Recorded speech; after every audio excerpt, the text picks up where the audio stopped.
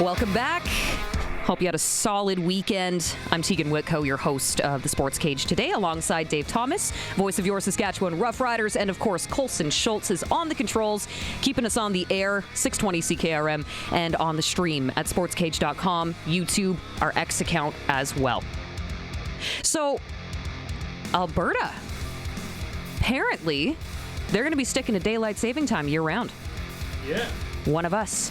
Is that what that means? I didn't know what that means because I'm always confused. I'm Saskatchewan, right? So, are we on daylight savings time or are we not? Well, we're on the same time as Alberta currently. So that means we'll stay the same time as Alberta? If I'm understanding it correctly, yes. Correct. But Alberta is going to stay permanently on Mountain Daylight Time, whereas we are staying permanently on Central Standard Time. So we're still going to be different time zones, but we're going to be on the same clock. Yes. It's like we're doing calculus. Can somebody just tell me, is Alberta going to stay the same time as us? Yes. Does Lloydminster ever have to worry about having two separate clocks on different sides of the city? That was probably the deal breaker right there, right? It's almost like they should have done this in the early 2000s or something. But I still don't know, how are the cows in Alberta going to know when to come home to get milked in the winter? Oh, Dave. Hey, never mind. It's good news. It's good news. It's going to make things a little bit less confusing because, man, it feels like advanced gymnastics when I'm trying to figure out time zones in this country sometimes. So now BC, Alberta, and Saskatchewan saying goodbye to switching our clocks. Something they should have done a really long time ago. I think they still have to vote on it, but well, sure. It's going to happen. Who's going to say no to that? There's going to be somebody. There always is. You're not wrong. Well, we do have more to talk about than time zones, that's for sure. You know what they should do? They should be like Newfoundland Light and go so Newfoundland's, right, 30 minutes, right? So it's 3.5 hours. So why not go Newfoundland Light? Make it 15 minutes just to mess with all of the country. Just for once. Now that's getting too convoluted. Come on, True. Dave. I know, that was Come crazy. on. Crazy talk. All of our guests that'll be joining us this afternoon join us on the Western Pizza Guest Hotline. Perfect pizza, generous amount of toppings, and all the Greek favorites you love. And yes, lots and lots of football talk today. There's also this little thing called the Stanley Cup playoffs that I'm sure we're going to touch on a few times. One of our first guests coming up later this hour, former Saskatchewan Roughrider offensive lineman Dan Clark. Now, along with Paul McCallum and Rob Begg going into the Plaza of Honor in 2026. Dan spent his entire career with the Saskatchewan Roughriders, of course. He's a Grey Cup champion, and he will be inducted later this year. We're excited to have him join us a little bit later on. Speaking of Plaza of Honor inductees, Chris Getzlaf is also going to swing by the show at some point here because he's getting another accolade, another honor to put on the resume, that being a Saskatchewan Sport Hall of Fame inductee in 2026. Pat Barry, head coach of the Saskatoon Valkyries, is going to be teeing up their first game of the season, which is coming up this weekend versus Regina's own Riot. So that's always a really fun rivalry there. We'll get Pat to tee up the season for us. We have our clutch performer and sprinkle of the day, as always. Barney's going to be crashing the show a little bit here. Just before 5 o'clock, we're going to talk a little Kenaston Super Draft, as today is the deadline. Crofty swings by. The one and only Darian Durant is also going to be popping in for a conversation. No shortage of things to talk about in terms of Saskatchewan Roughrider football. NFL draft right around the corner. CFL draft is a week from tomorrow. So, yeah, lots of conversations to be had there. And you had an exclusive conversation with a well-known name here in Saskatchewan, didn't you, Dave? I did. I caught up with new Ottawa Redblacks kicker, Brett Lauther. So Brett's going to join us, or you'll hear that conversation coming up a little bit later on. Yeah, we're looking forward to sharing that conversation with you. Of course, tough time because, you're going to be packing up your house and moving basically across the country after a long tenure here in Saskatchewan. So we were really appreciative that Brett was able to take some time to shed some light on that with us. TELUS Cup kicks off tonight. Regina Pat sees Peterborough Pete's. So that first puck drop is at 5 o'clock tonight. Can you watch that one anywhere? Victory Plus? No. They have their own. Well, Arden, I know, is a play-by-play guy. Yes, and it is. Colson, somebody save me. Why can't I think of what the provider is? It's not Victory Plus. It is. I'll do some digging. I'll find it. HN Live? HN Live. That's it. I was stuck on H Plus Live, and I'm like, nope, that is another math equation. HN Live. That's what it is. Yeah, let's not go down that rabbit hole. But yes, Pat C's back at it tonight after a bit of rest SJHL, Flin Flon Bombers shut down the Yorkton Terriers 3-0. So they're up in that series now, 2-0 in the Cantera Seeds Cup final. So the scene will be shifting back to Yorkton for a Game 3 this Wednesday. Our sister station, GX94, carries that one. I was going to tell you a secret. Try me. Barney is going to be in Yorkton on Wednesday. Really? Yes, the Sports Cage will be live from Yorkton, so tell all your friends, pack up your pierogies, and bring them to us on site. We're taking the Sports Cage on the road this week. I like it. I'm just openly campaigning for someone to bring some goodies by, and hopefully Barney will deliver. I'm not confident in that fact, but one can dare to dream. That barn is going to be absolutely electric. Mm-hmm. You know what? Talk about a success story, right? It seems like yesterday, and maybe it was in some instances, that the Yorkton Terriers had to go out with a public campaign saying, you got to buy a season ticket or we're not going to have a team. And now, that was only 2 seasons ago, right? Yeah. And now they're in the final. They're packing the place. It's the place to be, from what I understand, in Yorkton. So there you go. Well, that is a must-catch game. Ooh, I like that. Is that a boo? Colson's over there just giggling. For your joke. We're starting off feisty on this Monday afternoon. I like it. Ooh, let's go. Also, Jays back at her tonight, opening up a new series against the Angels. Hey, they beat the Diamondbacks yesterday, so they're playoff contenders again. Oh, yeah. They scored 8 runs in the first inning. It was awesome. Not so awesome as the Mets right now. Did you see they lost 11 in a row? Bo Bichette has got to be questioning some choices. But as Arash Madani told us, it wasn't just Bo that left. Mm-hmm. The Jays maybe didn't want him, which is we may never know. We may never know. But now there's a whole lot to boo about for the Mets. I even saw the Montreal Expos Twitter account. They just sent out a very simple tweet. All it said was, well, at least we're not the Mets. That hurts. That hurts a little bit. But yeah, NHL playoffs continue, of course. I thought it was a really fun way to kick things off. That opening game, Sens, Hurricanes, Tkachuk, Stahl going at her. That set the tone. I thought it was kind of fun. I mean, it was kind of a snooze fest for the rest of that first period. Yeah, I guess. Why do you not like it? If I'm Travis Green right now, I'm not that impressed by that, because Brady Tkachuk is your leader, right? Like, he is unquestionably the person that sets the tone in that room. And to me, with the injury, the hand injury, the wrist injury that he's got, I don't want him tossing knuckles. I don't want him doing that. Well, he didn't land any, really.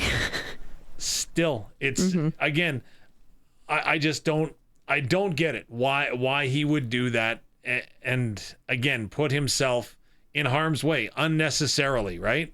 I get it. You're going to try to ramp up your team or whatever the case may be, but what if you lose him for the series on that opening face-off, which is absolutely inconsequential to the remainder of the series? Do we remember who we're talking about? Yes. It's Tkachuk. True. He doesn't care. True. But yeah, I don't even think...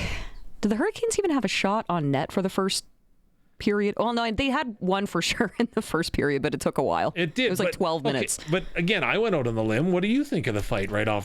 You know what? I like it. Yeah. It's not for the players. It's for the fans. It's to take advantage of that home ice advantage, get people fired up, get the crowd into it right from the get-go. You're the first game on the schedule for the Stanley Cup playoffs. I kind of like it. Okay. I thought it was a wise decision. Now, from a coaching perspective, no, but from a fan, have at her. The risk worth the reward? That's all you got to tell us.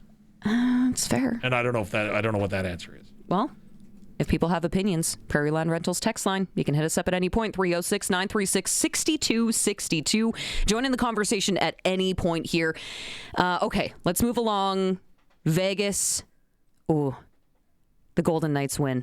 That I'm excited to see what happens when Nick Dowd and Logan Cooley see each other in the next game. Explain. Okay, so there was at one point, there was some blood shed, and if I'm not mistaken, it was Nick Dowd who looked at Cooley, because that's what resulted in the leakage, if you will. And he basically, I can't say verbatim what he told him on the ice, but it was basically, I'm coming for you.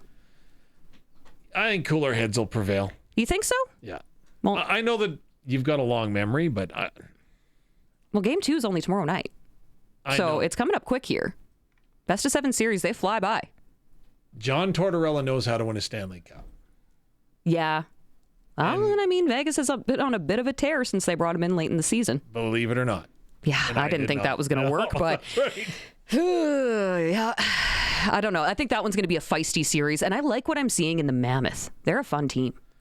Yeah, I just don't think they'll get by Vegas. I don't think they will either, but it's going to make for a fun series. I don't know if it goes that deep, but I like it. Also, I like the fact that the Mammoth's owner was just walking around, backwards hat, shaking people's hands outside of the arena before the game. But some people are also calling that unprofessional.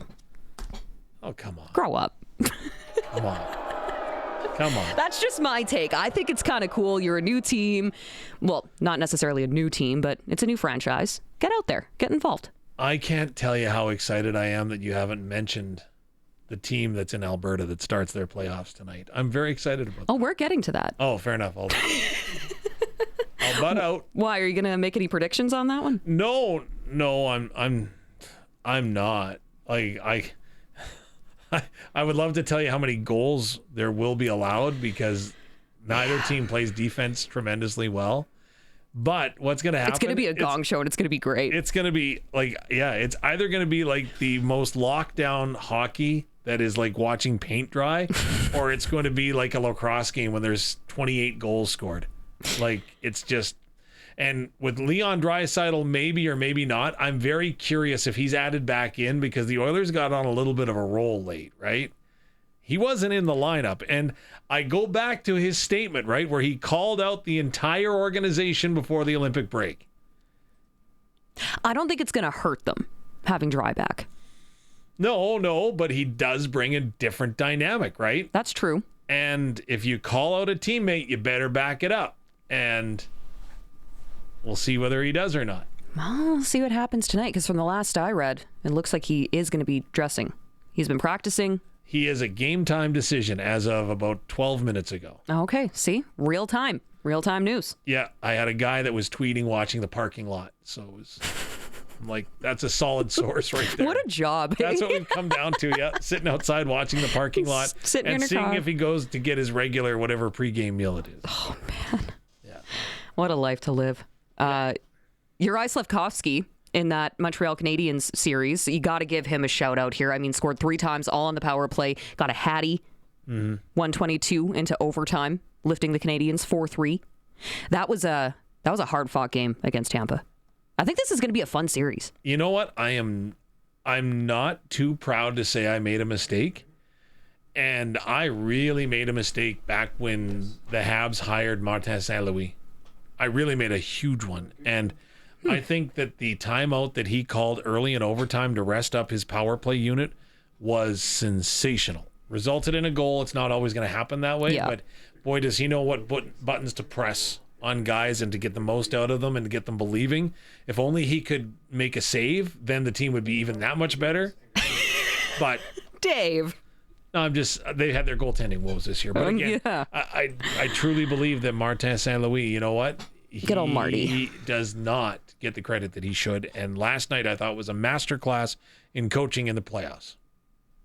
Well, still a couple Canadian teams to be keeping an eye on, as you mentioned earlier, Dave. Of course, the Oilers get at her tonight, so I think a lot of people are going to be glued to their TVs watching that one tonight as they get the series underway with the Ducks. I think we probably need to take a break pretty quick here because we do have our next guest standing by. So lots of other things to get to.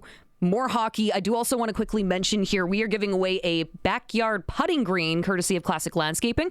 So you should probably text in the keyword. That's all you need to do to enter. If you text every single day, your odds only get better. So 306-936-6262. Today's keyword, par. As in par for the course.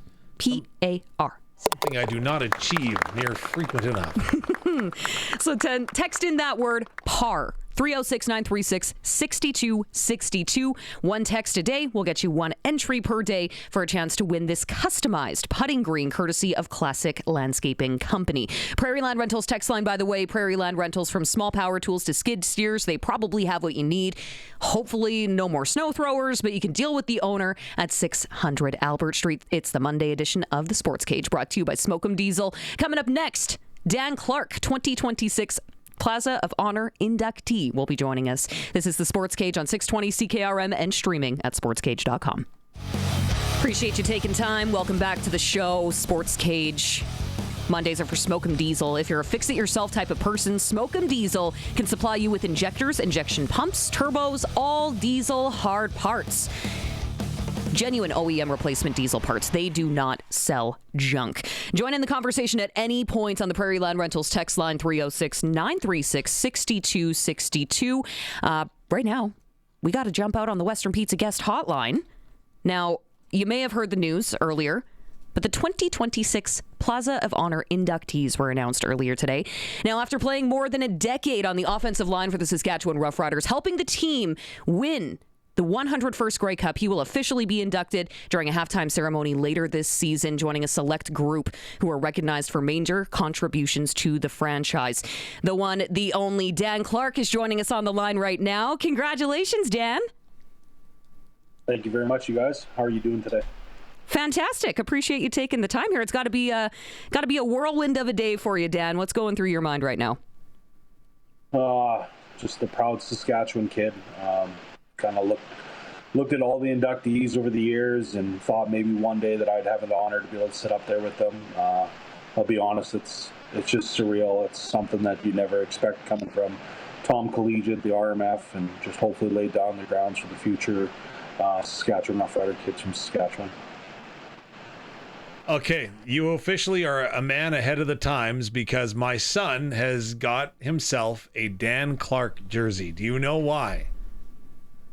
No, I don't know why. 6'7". 6'7". My God. Oh, yeah. 6'7". Come That's on, Dan. huge. Yeah, you set me up for that. You set me up for that. It was funny. I went and did a school visit at Riffle, and I walked into the school, and as I hear the kids in the back, I'm like 6'7". So I stopped the presentation. I was like, all right, before I do anything else, I just want to let you guys know that we will do this once and once only. And they're like, what do you mean? I'm like, all right, on the count of 3, we're going to go 6'7". So yeah, definitely. I wish I was Fry right now and then would be able to enjoy the old 6'7" memes and stuff like that, because I would have taken advantage of that for sure. Well, you lead right into my next question because, obviously this is a time for celebration. And for folks that are watching our stream, you are such a proud dad and you give back to so much youth in our community. But your kids didn't get a chance to see Dad play much. But what do they think of this opportunity that Dad's got to go into the Plaza of Honor? My daughter is totally excited. She's very happy. I don't think she knows the extent of it. And then my son Cash, love him to death, but there's not much that phases him. He's just happy to go along for the ride. And where are we going? What are we doing? Can we get to go to a game? I'm like, yeah, we'll be able to go to a game, bud. So I think it'll be more realization. We spent some time with the Best family last year as they were able to go through their journey and be able to be inducted as a family. So they kind of have a little bit of an idea, but probably it'll be more realistic as we're at the dinner and getting to see Dad on stage, although I'm going to cry like a baby when I speak about them and my wife, Kayla. So when you look at who's in that Plaza of Honor, it's a very, very impressive list, and your name is now going to be enshrined with them forever. Offensive linemen don't always get the spotlight, but they truly are the backbone of a team. So what does this honor mean for the offensive line group that, battled with you week in and week out? Yeah, I always, I try to not just represent myself. I represent the guys that are around me, the guys that allowed me to get better, the guys pushed me. You look at the young groups that were around me to be able to make sure that I stayed young throughout my career. And you know what? It's just an honor. And I wouldn't have been able to do it alone. We have so many people around me that have supported me, not only from teammates in that locker room, but a family, friends the entire journey through high school, going to junior football and not even knowing that I would have an opportunity to play in the CFL. The group is everything. The people that we've been a part of, all the losses. Man, I went 8-28 in 2 years. The stresses of being come back from injury, I wouldn't be able to do it without the teammates around me. So I'm very grateful to have a supporting cast that have been able to call brothers. Now, what about the fans? Rider Nation is known for being very, very, very passionate. How did that fuel your success? At a young age, I knew what it meant to be a Saskatchewan Rough Rider.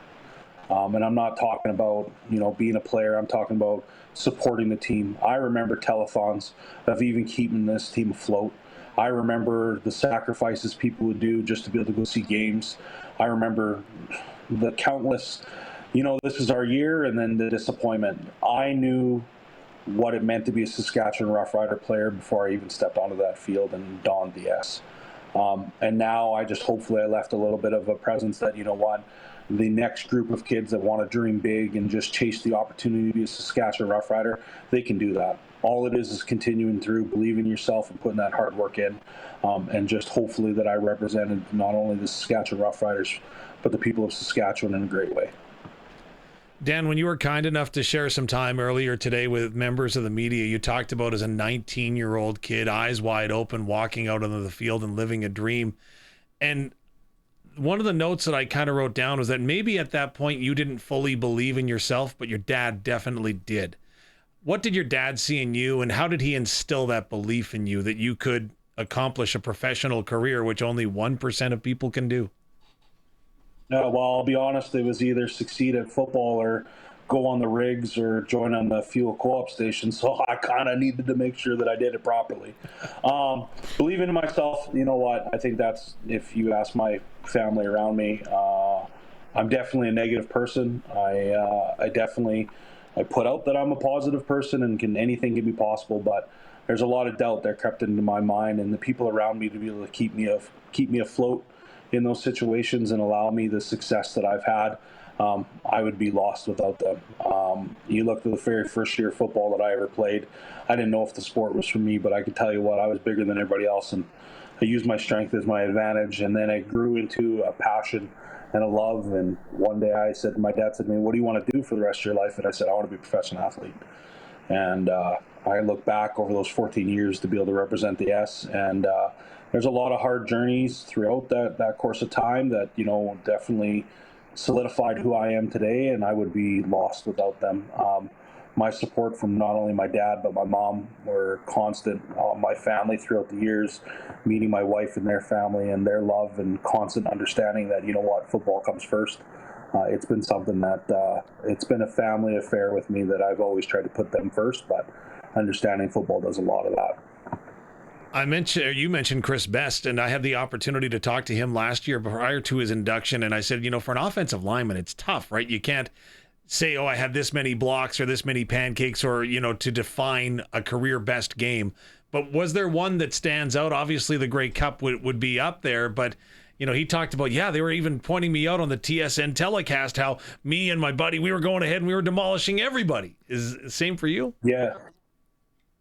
I think one game that really stands out would have been my 100th game in BC. It felt like everything was clicking. I was with a young group in 2019, Dakota Shepley, Darius Bledek, who else? Thad Coleman, and Taryn Vaughn at the time.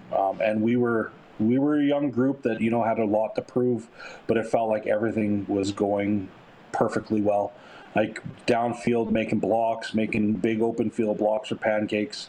And I think that's the one thing about being an offensive lineman that gets left out is, what are you doing before that whistle happens? Are you near the ball? Are you making sure that your teammates feel protected at all times? I know Bagger's got a good story where I took out a ref because a defensive player was pushing him. But I think that's, again, the thing about O-linemen is, we don't have a lot of stats, but you know what? Our career is defined on one bad play. I think that's where fans need to understand that. We give up one sack, and that player gets a sack every game. They're the greatest defensive player in the CFL for that year. If we give up a sack every single game, you might as well send us to be able to start packing groceries at Safeway. So as we head into the CFL draft next week, a week from tomorrow, Dan, I'm curious, if you were to be face-to-face with a young offensive lineman waiting for their name to be called, what message would you want to convey? There's going to be challenges. There's going to be times where you don't think you belong. There's going to be times where you even question yourself if you have that.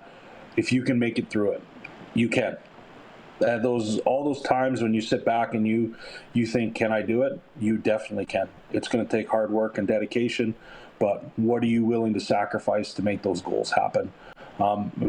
If I could spend time again with that 19-year-old kid, I would say never stop believing in yourself. Never stop when a coach asks you to do something. Always be there. Always be that person to go above and beyond when they need you. And just know that, just trust the process. You know, there's some things in life you can't fake. And I would suggest that camaraderie is one. You could feel the love that you and Rob Bagg had for one another in a Zoom call. You could feel that. What does it mean being a member of the Saskatchewan Roughriders alumni and having that commonality thread between and the genuine care, and I guess care is the right word, for one another that you have? Yeah, absolutely. You look at all the other sports that you can play in your life. You go into a locker room full of people from different religions, different backgrounds, different family statuses, obviously different places of the world, but they come together for one goal, and that goal is to win a championship. I don't care as of, January 1st, after the Grey Cup, and January 1st, 2014, that ages me a lot, I feel. 2014, my goal, there was no more, we got to enjoy the Grey Cup, but your goal is always to win a Grey Cup. And when you bring a group of people together to chase that goal, and it's either get to know everybody and love everybody around you, or it's going to be a long, hard season. I think that's the biggest thing, like having that relationship with Bagg, having those relationships with a guy like Dressler. Like I tried to be friends or be around everybody that I could to bring that relationship up. You always go through hard times. Like that's the biggest thing. It's like being able to overcome that. But that brotherhood, or that familyhood, I should say, is something that'll last forever. You build those relationships, and those relationships, they grow, or time will tell. But as soon as you have that opportunity to get around each other, you start to bring each other back up where you were. So, Colson, I don't know if you have that footage ready or not, because I don't know if I should go behind the scenes on this, Dan, or not, but when it came to Dan Clark going into the Plaza of Honor, they weren't sure whether or not they wanted to have two receivers going in this year. Do you have that, Colson? Little fake handoff from Durant, swings out far side on his right into this 77's awaiting arms in the end zone at Old Taylor Field. Your recollection of that play? Well, that play was just, don't be that fat kid that dropped the ball. Was that the only thing that I was thinking about? And you know what? That's definitely a note to all people that's an O-lineman can call an O-lineman fat. And if you're anybody else, you can go in the cold tub. So, but no, this play definitely something that sticks out in my mind. Darian threw the ball perfectly. I think I was very lucky, and I know that I'll probably poke fun at Bagg for this one, but I'm the only perfect receiver on that team. Every other receivers dropped the ball. I've went 3 for 3 in my career and 2 touchdowns, so I don't know anybody that has better stats than that. But again, this is what I'm telling a young kid. What are you willing to do to get on that football field? Man, I was on kickoff return, field goal. I was on anything that I could do just to make an opportunity to be able to play. And you know what? Being rewarded in 2013 when Cortez came to me and said, Mr. Clark, we want you to be a tight end for our team, but you got to make sure there's one thing that you have to do every single time, that's report. So I went through all camp. I went through a little bit of the season, always reporting. I think Corey Chamberlain and I got into a fight one day. He's like, you didn't report. It's like, yes, I did. Yes, I really did. I'm like, it's not me, it's the refs. Go back, watch the film. And then I was able to be awarded with having a receiver number of 77 because I was twice as big as Dressler. So definitely the memories, like, things like that. I caved my face mask in once. That was probably the best play of my life. Still, my wife probably shake her head at me then. That's why CTE is a thing. So, but no, you look at those plays, being a receiver, being able to have those opportunities, it's just living the Sask kid's dream, man. I'm just a kid from Saskatchewan. That's all I am. Well, and one hell of a resume that you got there, Dan. I mean, come on. You win the 101st Grey Cup at home with your team. What, really quickly before I let you go here, what was that emotion like when you watched this current Saskatchewan Roughrider team win the Grey Cup last year? Man, are you kidding me? I was almost in tears for a kid like Logan Ferland. Mitch Picton, Brett Lauther, like, man, like we like Jorgen Hoos. We went through the times, man. Like, we went through the times of, like, it's emotional because I know what it takes to get there, and I know what it's like to go through the grind and not having the opportunity and then winning it, and all you're chasing that next year is how can I get back? How can I get that adrenaline rush again? The one thing, kudos to a Corey Mace team. That's something that's special, that's building, and that will be built for a very long time. They're led by a great person, a great man that will continue to elevate that organization to where they need to be and continue to make the people around him grow. But, man, those local kids are the guys that I was able to spend a lot of time with. To be able to have that opportunity to win a Grey Cup, it's almost like being a proud dad. You shed a couple tears. I don't want to admit that I'm out there crying the whole time, but it's one of those ones that it's a good thing. You're happy for the people of Saskatchewan. They went through a lot of time to be able to see the Grey Cup raised in a home turf again. So very happy for that team. Let's go, 2026. Yeah, absolutely, let's go. That'd be wonderful. I would love that back to back. Let's make it happen. First time in Rider history. Well, now you will be forever enshrined as part of Saskatchewan Roughrider history in the Plaza of Honor. Congratulations. Well-deserved, Dan Clark, and really appreciate you taking the time today. Thank you very much, you guys. Have a great rest of your day. And most importantly, go Riders. Let's go. Dan Clark, of course, joining us on the Western Pizza Guest Hotline. Always appreciate him taking the time. We do need to take a quick break, however, because I believe our next guest is standing by. Coming up next, we're going to be chatting with someone else who is getting some well-deserved recognition, Mr. Chris Getzlaf. We'll be back in just a minute here. This is the Sports Cage, the home of local sports on 620 CKRM and streaming at sportscage.com. Thank you for taking time on this Monday afternoon. The Sports Cage Monday edition is, of course, brought to you by Smoke'em Diesel. My name is Teagan Witko. I'm your host alongside voice of your Saskatchewan Roughriders, Mr. Dave Thomas. And on the controls, Colson Schultz keeping us on the air, 620 CKRM, as well as on the stream on X, YouTube, sportscage.com. You know where to get us. And you can join in the conversation at any point on the Prairie Land Rentals text line at 306-936-6262. You can always call as well. But, the line might be a little jammed here as we have our next guest standing by. He is a hometown kid, a Grey Cup champion, and one of the most respected players to ever wear green and white. And he is now going into the Saskatchewan Sports Hall of Fame. Always great to catch up with one of the Rider greats. And joining us now, Mr. Chris Getzlaf. Thanks for taking the time, Chris. Hey, thanks for having me. I know it's not brand new news. It was announced a couple weeks back here, but I just wanted to extend a congratulations on behalf of the Sports Cage here going into the Sask Sport Hall of Fame. It's got to feel pretty good. What was your initial reaction? Thank you very much. And yeah, obviously it's a complete honor to be enshrined in something like this and get to join a list of athletes across various sports who have been there before and ahead of me, right? So to be named in the same sentence is always going to be an honor. Let's just leave it at that. So being from Regina, how special is it to be recognized in Saskatchewan specifically? You already have a lot of, accolades on your resume, but this one's got to hit a little closer to home. Yeah, obviously this one is the province you grew up in. My way to get there was through a team that you grow up cheering for and you get the opportunity to have a long career with and make so many memories on that side of it. So when you're getting recognized for something that is for all sport, not just for football. Obviously, that's an extra step. Very well deserved. Long time coming. Congratulations, Chris. When you take that into account, when you hear that you're going into the Hall of Fame, is that something you dream of, aspire to? Is it a goal of, or is this just the cherry on top of the sundae, if you will? I think it's more cherry on top.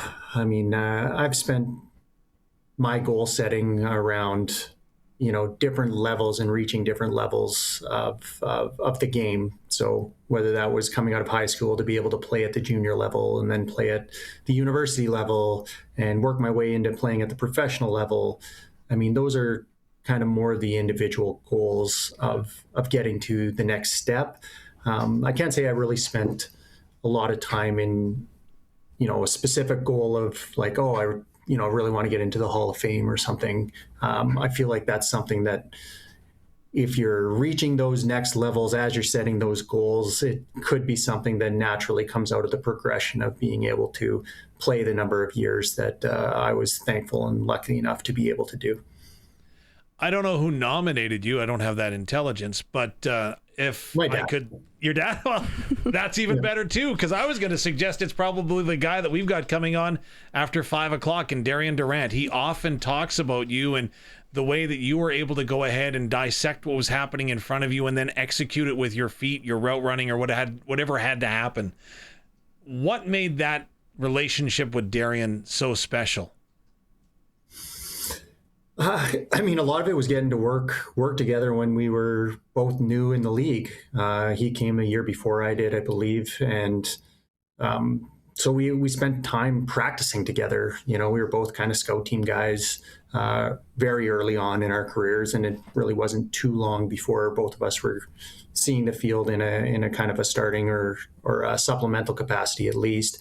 But you just grow chemistry through that additional work and working after practice. And even when that's working the scout team against our starting defense, and you're getting an idea of how each other thinks and how we operate, and a general understanding and a very good understanding of what an opponent is bringing defensively. If you're able to articulate that during a game at game speed and both be on the same page, that's going to create opportunities. And I think between the two of us, and much more than the two of us, we're just talking about how him and I kind of interacted. But I mean, the more and more people that are on the page and understand that, that's where you find the gaps in the defense and you're able to take advantage of it. So, I mean, Darian had a lot of trust in me. I had a lot of trust in him. And we did a lot of talking outside of the actual game field or playing field about what we might see, and when we see it, we should be doing this. And if you're able to actually get that to happen on the field, which did happen several times, a lot of success comes along with that. You look at your career, and again, boy, was it ever successful, right? It sometimes from the outside in looks like it's easy, right? You had to work for it. You had to pay your dues to get there, but it's like, it just makes sense. He's Chris Getzlaf. He's got the athleticism. He's got the brains. Was there ever a time, though, that you doubted yourself, as Dan Clark was on just a few moments ago? He said, yeah, you know what? I had to overcome that and realize that I did belong. I mean, the feeling of belonging, I guess I've always had a confident mindset and how I kind of approach the game. A lot of that to do with starting on the bench for a lot of teams before ever getting to play. So I don't know, I always had kind of that work first mentality that would lead to eventual success in whatever position I was trying to accomplish or level. But of course, there's going to be areas where you end up with having some doubts in yourself. I mean, 2012, I think it was, I definitely went through a period of time where I was dropping the ball more often than I would like. And that's a challenge that you have to be able to overcome and move on from. And sometimes that can be harder than other stages of your career. But I don't know, there's always going to be challenges. I think that the people who accept those and work towards overcoming those usually end up coming out on top. So we talk a little bit about the challenges, and of course, every player in your position would go through those challenges. But what about the highlights? When you think back on your career, what's that one moment that will always make you smile? I mean, there's several, obviously. I mean, winning the Grey Cup on home turf, can be as easy as an answer as you're ever going to come across. I mean, what a better story is there? The town I grew up in, the team I grew up cheering for, team I got to play for several years. a team that lost 2 Grey Cups in 9 and 10 and gets redemption in 2013 on home turf, yeah, that's obviously going to be first and foremost. That always jumps out. But the other play that I will always remember and never forget is 2009 in Calgary. One of my first starts, if you will. We are down by 6, minute 30, I think, to go. 3rd and 10, catch a 60-yard touchdown. We end up winning the game by 1. And I would say that game / play was somewhat of a coming out party for me. Darian Durant. One of his favorites too. That's one. Absolutely. That is top shelf. So he says that there was some I guess unspoken dialogue between the two of you because you had prepared for the potential of that play becoming available. What's your recollection of pre-snap and when the ball is in the air? Yeah, there's definitely talks about that specific kind of situation that the defense is bringing before that play ever happens. But in my mind, I see them line up in somewhat of a cover 0 kind of look, which the play design is going to give me a pretty good opportunity if we're able to take advantage of it. And I just remember that I hit the line with my waggle going full blast. Like, it couldn't have been timed up better when it came to that and the speed coming through it. And we were both on the exact same page, and he hit the spot and was able to outrun to the end zone. Which a guy when a guy has the lack of speed that I have, it's to be able to outrun everybody is a pretty good feeling. I know this is such a movie question, Chris Getzlaf, but like, does that play or others, like, again, you're named the most outstanding Canadian in 2013 in the Grey Cup. Do those moments, do they just seem like they're on slow motion when you recall them in your mind, or is it just a memory now? I don't know, both, I suppose. Yeah. I mean, it's certainly a memory that you aren't going to forget. And there's going to be times from time to time where you just kind of sit back and think about that. And that's more of the kind of slow motion effect where you just kind of get caught in the moment thinking in your own mind, of that memory. So let's go back to, you talked about growing up here in Saskatchewan, now going into the Saskatchewan Sports Hall of Fame, which is super cool. You worked your way up through every different level of football. And then I saw that you were giving back as well, having been involved with the Regina Thunder as an offensive consultant last year. What was that experience like, and how rewarding was it to be able to mentor young football players? I mean, it's always a thing that I've prided myself on is getting out in the community through various events. When it came to actually, consulting with the Thunder, it was a cool experience. It was nice to be able to get back into the X's and O's of the game. That had been a minute, that's for sure. But being able to chat with an offensive coordinator and kick ideas and concepts and, structure of an offense at that level again was pretty awesome. So, and that's not even getting to touch on the point of being able to help the players on the field kind of implement that playbook, which was also super rewarding, because that's where it really comes down to, is the players being able to understand the concepts and follow through with how they're supposed to be done. I'm not sure how to ask this next question, because if I asked it to Luke Mullender, I know exactly what he would say. And his answer would be, yeah, I think so, but don't kid yourself.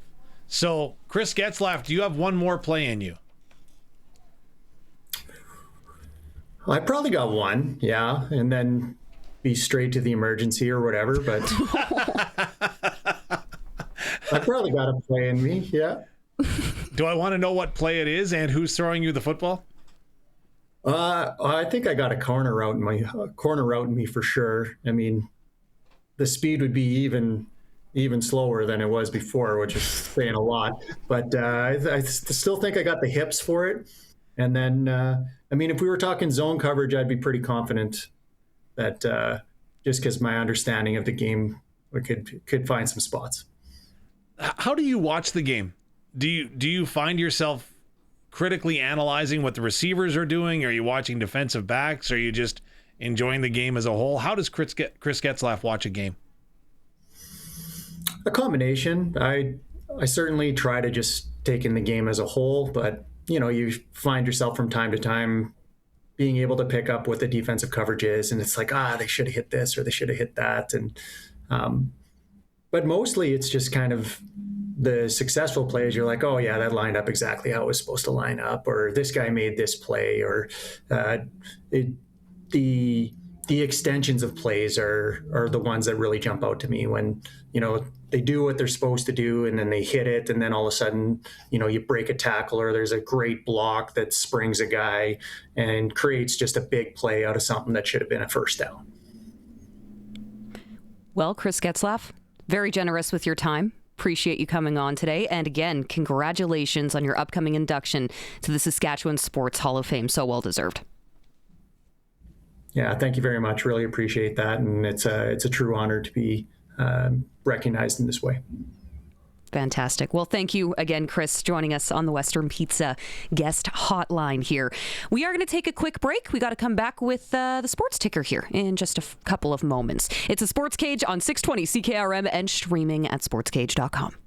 It was announced earlier today the class of 2026 Plaza of Honor inductees include Begg, Clark, McCallum. They will be going into the Plaza later this year. And if you missed out on our conversation with Dan Clark, you can always go back and listen to it in podcast form. He joined us pretty quickly off the start of the show here. TELUS Cup Under 18 AAA Championship. Regina Pac Canadians take on the Peterborough Petes at 5 o'clock tonight. NHL playoffs continue. You got the Wild in Dallas taking on the Stars. The Wild up 1 game in that series. Ducks, Oilers, Game 1. Edmonton, let's go. Ottawa Senators in Carolina to face the Hurricanes as well. Carolina up in that series by a game. And then the Flyers taking on the Penguins, 5 o'clock. Again, Flyers up in that series, 1-0. Major League Baseball, Toronto Blue Jays open up a brand new set. This is game 1 of 3 against the Los Angeles Angels, and they are coming off a win, so everybody hold your horses, calm down. The season is not yet over for the Toronto Blue Jays, okay? Now, season is winding down in the NBA. Raptors are in the playoffs, taking on the Cavs. Game 2 is tonight at 5 o'clock. Cleveland up 1-0 in that one. And the Winnipeg Blue Bombers announced that they have signed Adam Bighill to a single-day contract so he may retire as a member of the team. SportsCage.com poll. Who deserves to win the Stanley Cup this year? Who deserves to win the Stanley Cup? A lot of people I've been talking to seem to be pulling for Buffalo. I don't know if it's just out of sympathy or what it is, but who do you think deserves to win?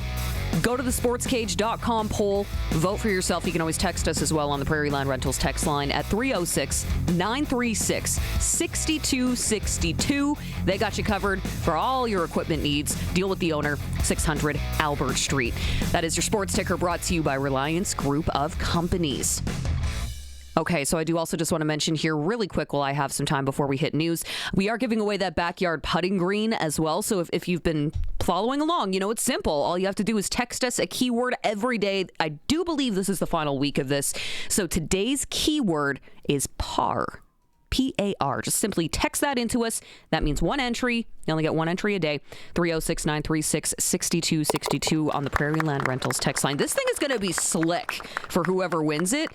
Classic Landscaping Company will come to your house or the winner's house. They will scope everything out. They'll level it all out. They'll customize it to fit your backyard. It is going to be absolutely lovely. If you want more information on this, by the way, you can always go to thesportscage.com as well. We have all the information there that you need. But PAR, that is the word to text in today, 306-936-6262. Still to come, we are going to have your clutch performer on the other side of 5. Barney's going to swing by to talk Kenaston Super Draft. Of course, Darian Durant is going to be joining us, and we have an exclusive conversation with Brett Lauther.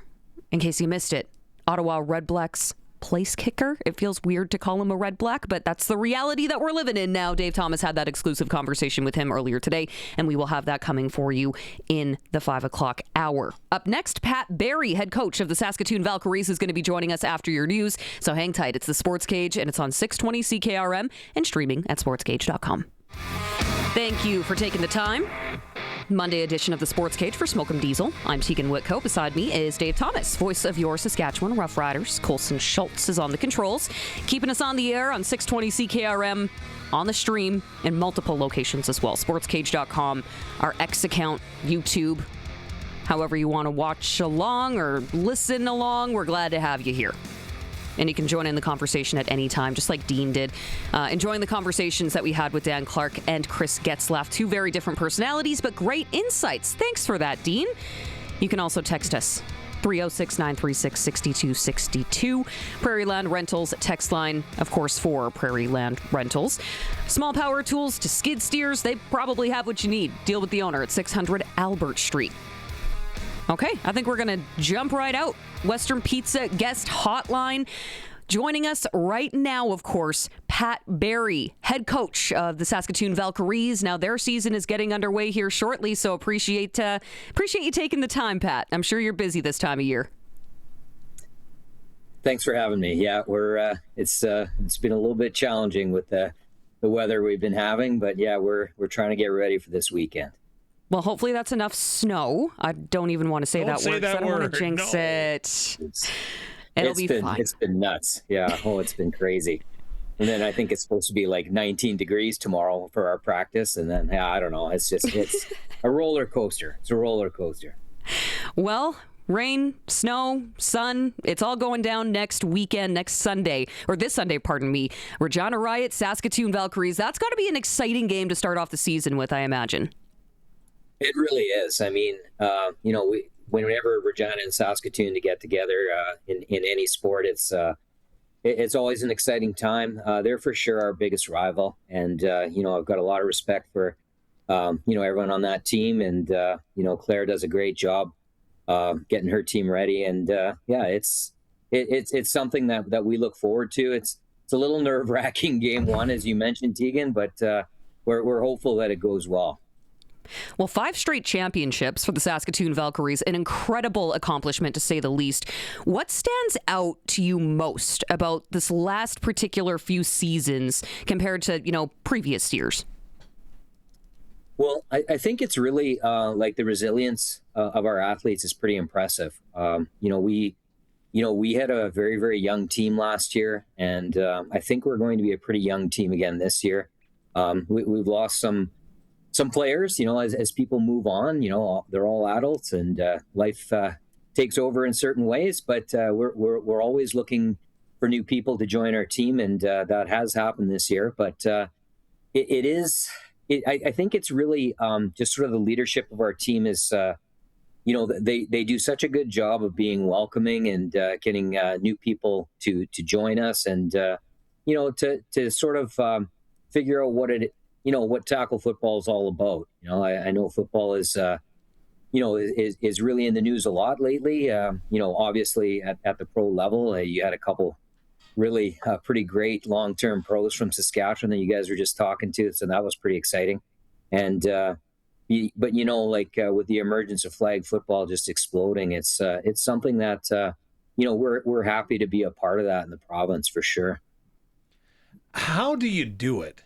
You look at female tackle football, and maybe I'm old, but it seems like just yesterday that programs were starting to begin and form and being put together, and it almost seems like a snowball that's now continuing to grow and build as it rolls down the hill. How have you been able to keep the momentum going? Well, that's that for sure is one of the biggest challenges that we face. Is trying to get people to come out. You're right. Like it's, again, no one gets paid on our team. It's just for the love of the game that we have people who continue to do that. And I think, the word of mouth and the influence of our elite programs in the province, that is something that has definitely helped us over the years. We also get great support from Football Saskatchewan and the Saskatchewan Roughriders. The Rough Rider Foundation is absolutely instrumental to our program and to the Regina Riot program. Like, we're really pretty fortunate in the WWCFL with the support that we get from the Saskatchewan Roughriders. It's second to none. So tell me a little bit about your team. You mentioned they're young. They've just won a championship. You've won multiple championships. How high is the ceiling for your group still? Well, we're still trying to figure out what we're going to be this year. Again, we've been practicing indoors here in Saskatoon at a few different venues for the last couple of months, and we've we've been able to be outside one time so far. We had a couple postponed in Saskatoon. We got a huge dump of snow just the other day, and it's finally melting now. But yeah, we're hoping that we can get out and do a full practice with all of our special teams tomorrow and see what we've got and make sure we can get things ready. Install on our team is a little bit different than when you're talking to someone like a team like the Rams or the Huskies or the Thunder or the Hilltops or the Saskatchewan Roughriders. Like we everyone's either a student or they've got a job, and we practice late at night as an adult team, and we try to install as quickly as we can. But it's sometimes challenging to get everything ready, especially at this time of year. With success comes a lot of expectation. When you look at your club, I mean, the Saskatoon Valkyries, we've mentioned it a couple of times here, they're a force to be reckoned with. So how do you, as a coach, keep that standard high and, I guess, prevent complacency? Well, I think, Teagan, you just said the term, we try to use it from time to time. It's called our standard. Like we feel like when we play to a standard, our standard, it's, we're pretty tough to beat. It's something that we try and get the new players or even the players who've been around for a period of time or people who maybe are just trying it out. Like we try and get them to understand what our standard is, our standard of play. And that's something that we try to get everyone up to speed as quickly as possible. So when you are building the foundation that you have, what do you hope your athletes get out of the program?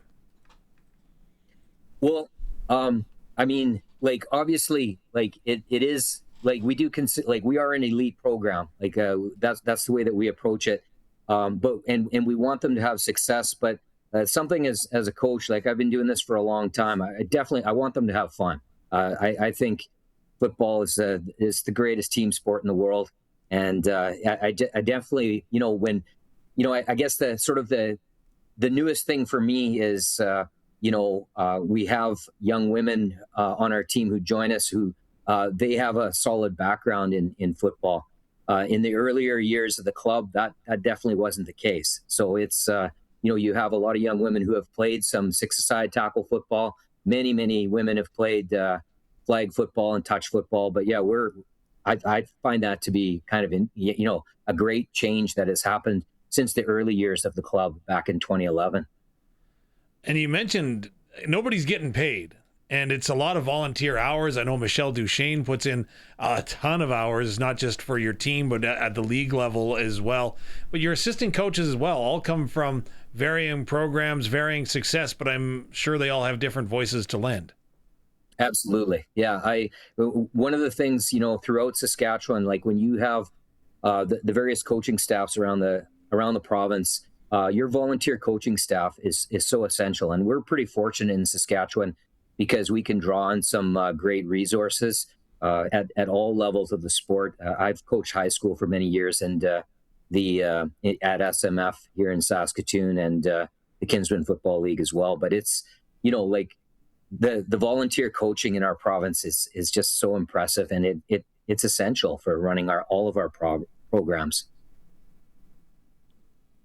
So, as you're getting ready for another season, kicking off this weekend, leadership has always been a big foundation of your group. So who are you looking at? Who are some of the players that you're counting on to set the tone? Well, you're always you're hopeful that that your group that you have coming back, you expect them, you have certain expectations for them in leadership positions, and then you're always hoping that you get a new group of leaders to step up, and it looks like that is starting to happen for us. When I see on our defense, we have a player who's Danny Girolami. She has been an exceptional player for us for a number of years, and she looks like she's going to be, a big factor for us this year on the defense. Emery Holbgewaks, who's originally from Mooseman, she's an outstanding defensive player playing on our defensive line, and just really excited to see what she can do. And then We have a player who's been, we have a couple other defensive players. Emma Dale, who's our starting middle linebacker. She's someone who is a very, very talented football player and is a leader on the field for us. And, we also have a defensive back, Kaylin O'Neill, who's also our kicker. And I'm just so pleased with how she plays. She's such a great athlete, and she's such a hard worker. And it's just, it's really exciting to have leadership like that on our team. We're, as you can tell, I mentioned a lot of defensive players. We're very experienced on the defensive side. Maybe not quite as much on the offensive side, but that's okay. We saw some great performances from some of our young offensive players last year, and we're looking for some breakout seasons from some of our running backs and receivers and our young quarterbacks too. So that's something that we're looking forward to. Can you tell me a little bit about the construction of your roster? Just listening, so you've got players that have some six-a-side experience. You've got another young woman that's come from Moosomin. You've got Emma Ray Dale, who played for the Saskatoon Hilltops at one point. How have you formed this team, and where are the athletes coming from? And I guess maybe what level of experience do they have when they join the program? Well, some have zero experience, but I guess throughout the history of the club, like going back to the beginning of the club, like, the leadership on our team, like you mentioned, Michelle Duchesne, like she's our general manager and is one of the founders of the WWCFL. She is someone that is such a leader in women's football in the province. And our coaching staff, like our coordinators, our offensive coordinator is Marcy Halseth. And she was a U Sport basketball player with the Huskies for many years. And so she was an elite athlete. And Beth Thompson, our defensive coordinator, was also a U Sport wrestler. And they both played on the they both played on the Valkyries. They both played for Team Sask and Team Canada. And so they've represented Saskatchewan nationally. And also Canada at the IFAF World Championships too. So we're pretty fortunate in the leadership on our team, and it's exceptional. Like the leadership when it comes to football, women's football in our province is, I can't speak higher of it. So if I was to sit down and we were to draw up X's and O's on a piece of paper, who would win between Marcy Halseth and her offense and her husband Cody Halseth and his defense at the University of Saskatchewan? Oh, I don't know. I know Cody pretty well too. He's a good coach. I sure don't want to start a problem at the breakfast table at the Halseth house. That's for sure. But that's awesome, Dave. Yeah, Cody's a great guy. He's an excellent coach. He was a coach on the Valkyries a number of years ago, and he's spent so much time with Football Saskatchewan, and now defensive coordinator on the Huskies. Yeah, that's I have no comment. That was a very safe answer, Pat. I was going to hedge my bets and say Marcy, just to be sure. Just we got everything covered then. So Libel Field, that's going to be coming up before we know it. That first matchup against the Regina Riot, I bet you've got to be looking forward to it. So just kind of final thoughts there. What can fans expect to see from the Valkyries when they take to the field? Well, first, I hope a lot of people come out. Libel Field is such a great place. I remember playing on it as a young boy back when it was grass in RMF. I used to live in Regina, and it's such a great venue, and people of Regina should be so proud of that facility and what everyone's done there. Len Antonini, I know, is a big, a big part of that with RMF. But yeah, I know every time we come down there, it's always exciting. When you think about the rivalries that we have, we're pretty fortunate, to have two elite programs in our province. And we are hopeful that this summer, I don't know, I'm going to plug it right now, but I got to work with a number of these ladies as well. We're going to be having a women's team Sask we're hosting it in Saskatchewan this summer too. So you get to work with, they are opponents, for the spring. Then hopefully we all get together in the summer. We can win a national championship for Saskatchewan as well. That's really cool. And we mentioned her name a couple of times here. We're going to have to get her on to talk a little bit more specifically to this. Michelle Duchesne, obviously one of the Valkyries founders and WWCFL founder. But the Valkyries team from 2011 to 14 are being inducted into the Saskatchewan Sport Hall of Fame. You must take a lot of pride in being able to work with an organization who has such a storied history.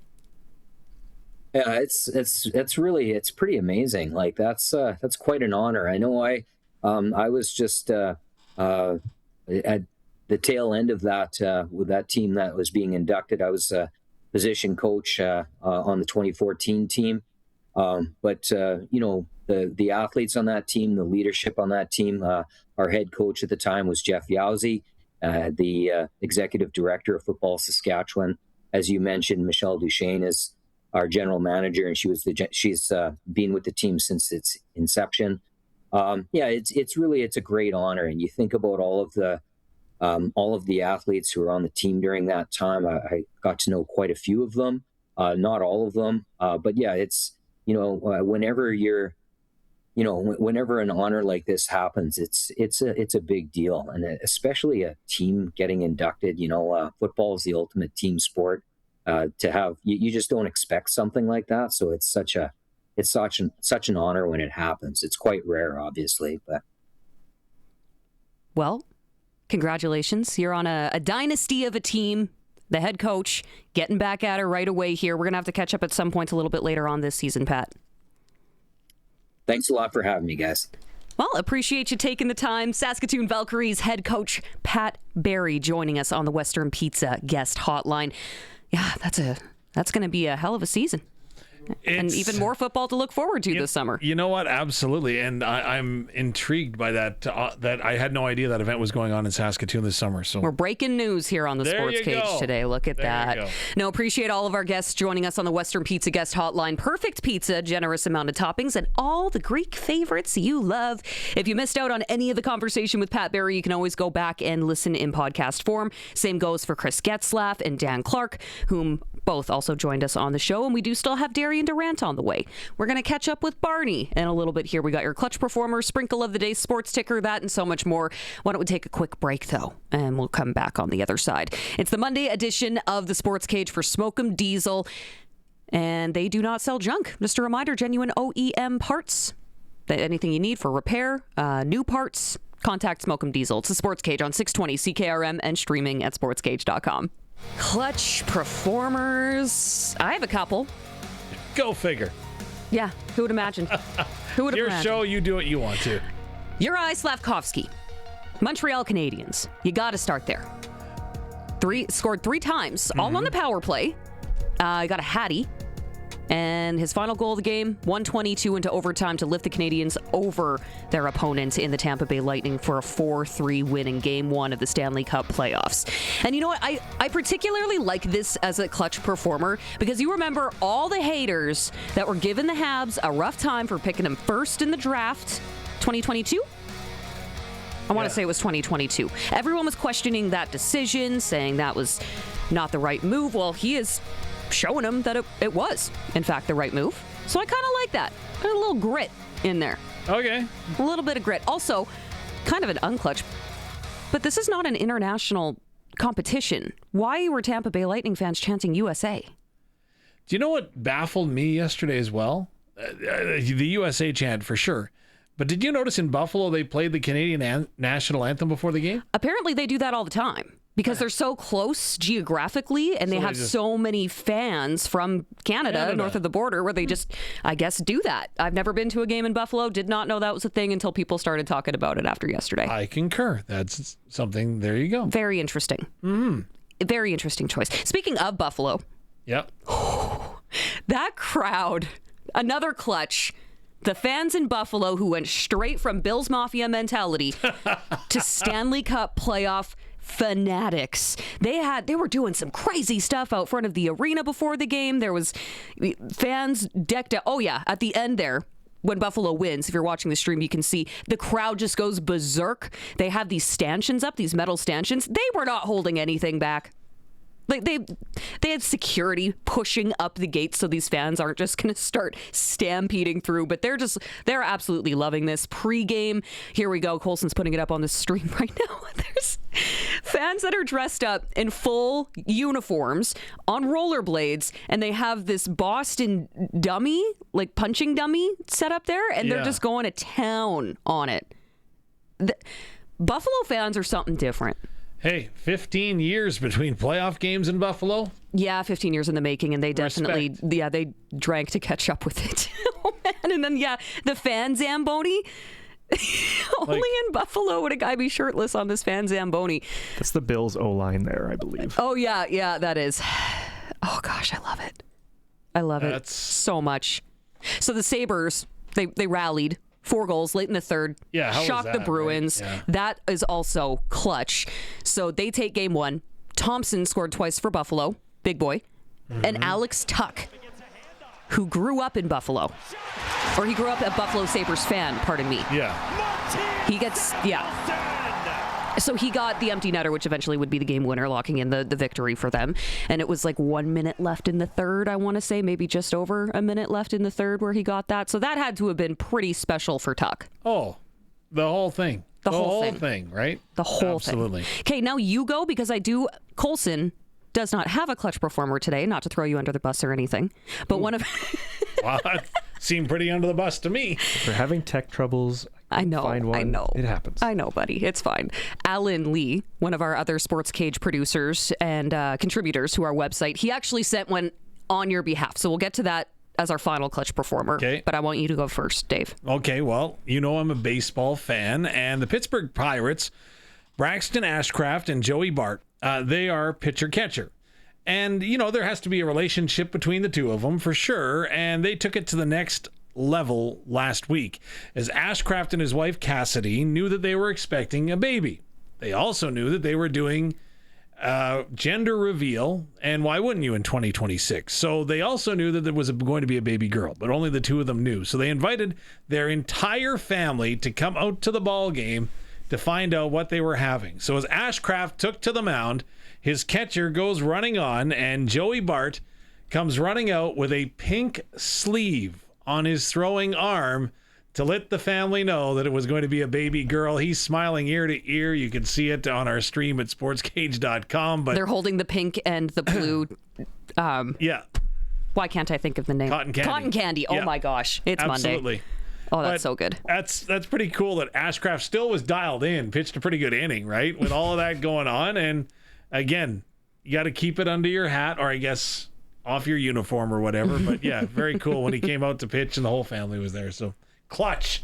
Catcher coming in clutch. Catcher coming in clutch. So that's one more clutch performer. The final one here, as I mentioned, comes from Alan Lee. Okay. He sent this to me over the weekend.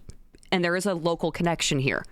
Regina's own Chris DeSoltel, he was reffing in a UFC card in Winnipeg. Didn't even realize there was a UFC card in Winnipeg over the weekend, but we'll get to that in a minute here. So DeSoltel, he is actually the assistant director of the Saskatchewan Police College, and he's one of the highest ranked Brazilian Jiu-Jitsu instructors in the province. So he was at that card, and he was reffing it. That's pretty dang clutch. That is if I do pretty say so clutch, myself. yeah. Getting up there to the bigs. Regina's own, representing. Nice. Congrats. That's cool. Very cool. Have you ever been to a UFC card? You know what? I haven't.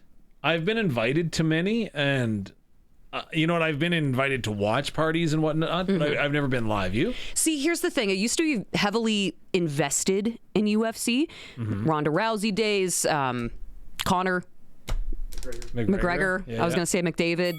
Don't do that. Could you imagine him in the octagon? My goodness. And then There's this was, something. like the Ronda Rousey, Holly Holm, like that era of the UFC, I was invested. And then I don't know what happened. It started feeling a little more like wrestling to me, and I'm not really a wrestling fan. It was just a lot of the jabbing at each other. I digress. I've been to one UFC card, and it was in Saskatoon. Okay. Probably don't remember that, do you? The UFC coming to the province? It was the one and only time there was a UFC card in Because Saskatchewan. they had to get a special license or something, didn't they? They did. It was a fight night. I'm trying to remember. Oh, I did write it down. It was Holloway, Oliveira, August of 2015. So we buy tickets. We drive up to Saskatoon. We were living in Moose Jaw at the time. Not Brady, right? No, different Oliveira. Yeah, okay. I was like, whoa. Okay, fair I enough. mean, he probably could, though. He'd be a heavyweight, but it was supposed to be a really, really good card. Didn't really recognize a ton of other names on it, so I was excited for Holloway, Oliveira. Those were recognizable names that I knew. Yeah. We get up there. First, pre-card, whatever. It's a fight night, so not every fight is going to be great. Then we get to the main event. Mm-hmm. And then we see, okay, it started. Oliveira goes to throw a punch. And then, not sure what happened. It was like blink and you miss it. He was on the ground in the middle of the octagon, not moving. People are freaking out outside the cage, have no idea what just happened. It was just instant, maybe 30 seconds into the match. And then they had to stretcher him off. Thankfully, he was okay. I wasn't sure what happened, but it was in his esophagus. He got a micro tear.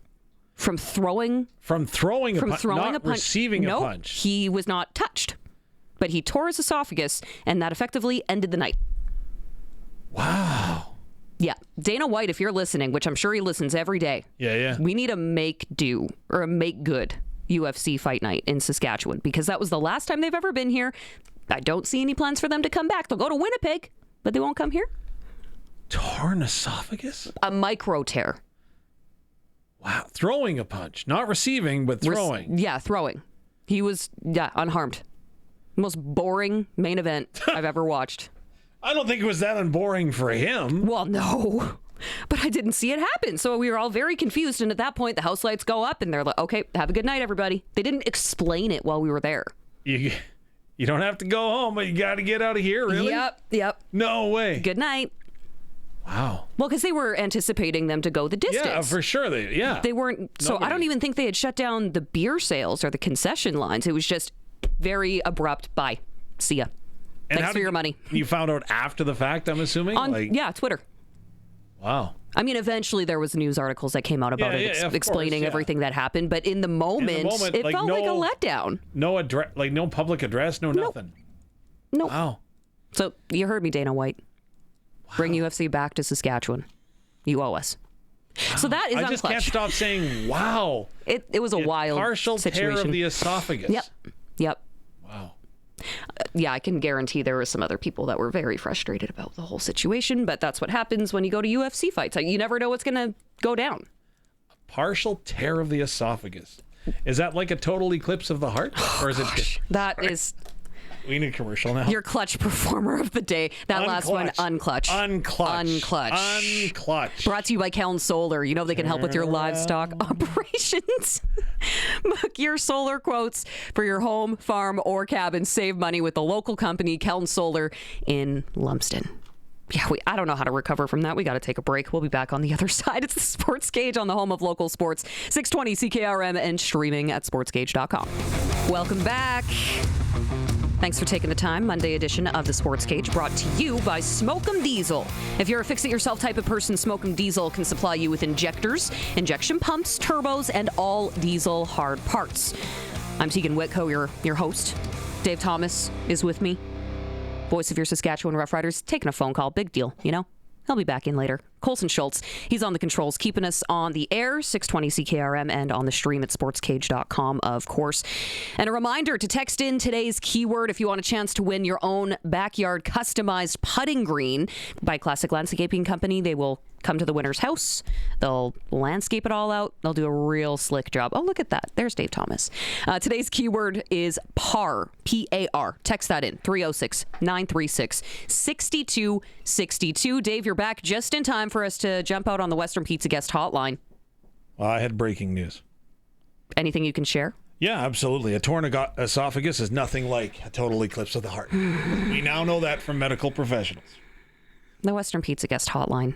Perfect pizza, generous amount of toppings, and all the Greek favorites you love. We're not going... total eclipse of the heart, my goodness. Okay, joining us now, Barney from the SportsCage. You might recognize him. Thanks for taking the time, Barney. You get your Kenaston Super Draft? I don't. Total eclipse of the heart's going through my head now. Don't encourage him. Don't encourage him. You know what? I bet you I can stump him. We're both Roxette fans, but do you know the most famous Christmas song they ever wrote? Yeah. Must Have Been Love? Yeah. Yeah, it was originally a Christmas song, and they had to write it for the movie for Pretty Woman, so they rejigged it. And they didn't want to do it. No. Did you ever hear the story how they became big in North America? No. Okay, well, I could tell that another time. Yeah, we're going off the rails I went to Saskatoon and Sask Place to see Roxette, so there you go. Live that dream. One Play of my their two biggest songs. regrets. Roxette, Saskatoon, missed it. First Metallica with Godsmack in the 90s, missed it because I knew they'd come back, which they didn't for a long time. And Linkin Park. Ooh. And then, obviously, Chester passed on. Big regret guy. Well, if Don't you have learned anything, regrets. well, yeah, if you learned anything from the SportsCage today, go to the damn concert That's true. or go to the game. And I was going to say, live regret-free. Get a Kenaston Super Draft done today, otherwise you're going to regret it. Yeah, today's the deadline, right, Barney? 6 o'clock, I literally just scanned my 7. 2 are Sharkies. One's Lotto Lawrence. And the Eric Francis one I aborted. We're not going to do that one. You took his money and run. Attaboy. No, he never paid, and he's going to be fine with it. Although if I win, I'd probably have to kick him something. But I don't, guys, it's 6 o'clock today. I had somebody just message me about an hour ago and be like, I think the boy and I, like his son, and they're going to do one. It's only $40 to do one. So that's what they're thinking. I did the 7 for 200. Now, because they always kind of give a few days, right? Are people going Dallas heavy now? Are people going Montreal heavy now? Philly? And what happens tonight in Edmonton? What if it's going to be a gong show? Are Oiler fans losing their marbles? Canadian hockey fans? Never. No, definitely not. They're not going to be getting their pitchforks out. So I listened to you and Sharky debating back and forth. So now that Sharky isn't here and isn't going to hear this, like, do you think he was full of fluff? Like, really? I don't know. I don't. Way to answer that. I don't know. And I messaged him last night and I said, do you want to change anything? And he said, no. And I said, all right. It was right around the time I ripped up the Eric Francis one. And I said, I looked at it twice and I said, I can't do this. So no, yeah, 6. Just wanted to jump on and just remind everyone 6 o'clock tonight. So what is that? An hour and 15 minutes. One is 40. You can do a Super 8 for $10. They got superdraft.com. I'm very curious. I did take Minnesota, so I'm not like going back on things or being a poser, because I am actually quite invested in Minnesota on another ticket as well. I did sprinkle in some Montreal yesterday, so John the Habs fan will like that after watching that game. And I might have taken a couple of Anaheim Ducks on one of them. Did you take Slavkovsky? Sure did. Oh, smart man. Smart man. What, $80,000 in prizes? Yeah. Yeah, 20 grand to the winner. So the funny thing is on Friday, and Dave, you've been around this forever too. Lotto Lawrence said the 1 year he had all 32 players left. And he was like, well, no, and he didn't even have a sniff. So the strategy behind it is, I'm not going to win. I'm not going to win. I just don't want to finish dead last, which I think 1 year I was pretty close.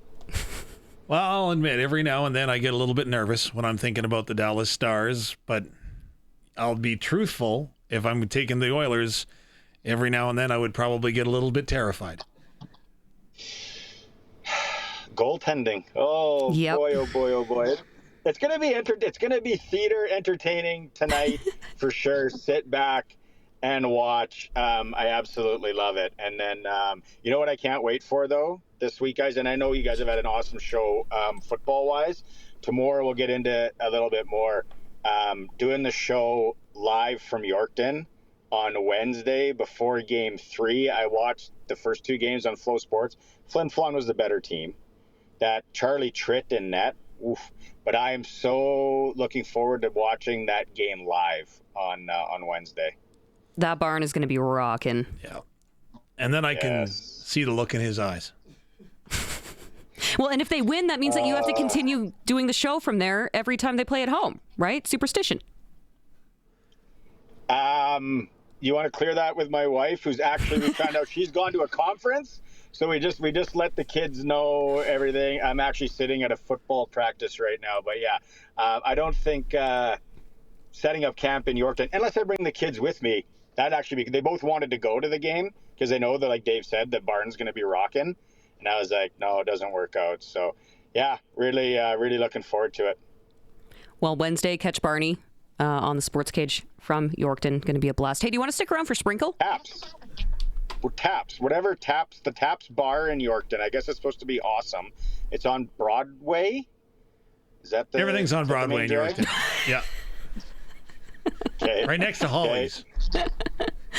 Oh, okay. Yeah, that's where it'll be. What are you doing for Sprinkle? I don't know. I was going to see what you thought. I got this guy. This is maybe be my article I write for SportsCage.com tomorrow. I have this guy in Saskatoon. I'm not going to say his name. He's got me, so for Sports Select it doesn't work, but he's got me online on shot blocks.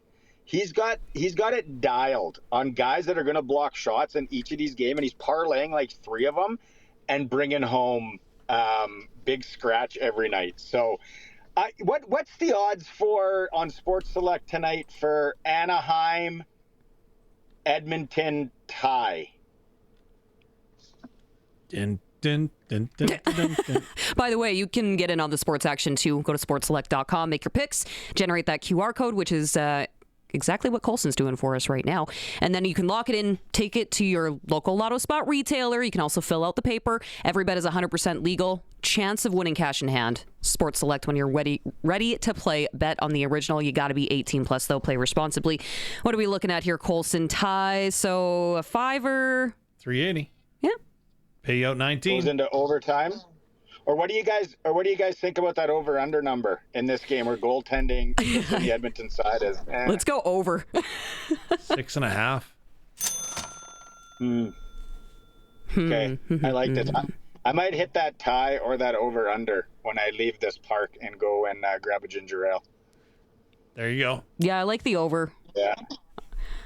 Okay. I'm curious if there's going to be. Are we going to see Matthew Tkachuk at all? Can we sprinkle on that? Is he going to be showing up in the stands drinking beers with fans cheering on his brother? Because there was none of that this weekend. Yeah, well, how about that? 3 seconds in and that little Tilly. That was for a boring game, like for a game that was kind of like whatever. Man, and Philadelphia is going to do. Now I think, and I'm like, okay. Did I not watch Philadelphia enough here? Because they've had to grind to get into the playoffs, and are they going to be that team that maybe goes on a run? I know it's only one game, but yeah, I can't see it. I don't know. It's such good. It's so awesome to watch. Like I can't wait to watch tonight or right away. Actually, I'm going to put on the Pat Canadiens game here at 5 and watch that. I'll maybe keep people updated on Twitter too with the score if I can. A quick thought from you. I know that Tkachuk kind of looked over at Stahl and said, "Turn around, Bright Eyes." But when he did, do you think he should have dropped the gloves or no? I don't think he should have. If I'm the Ottawa Senators, Travis Green, I don't want him dropping the mitts then. Because every now and then he falls apart. Oh my I like it. I don't know. I love it. I don't. Did you have these written down, or are you just going off the cuff? Turn around, Bright Eyes.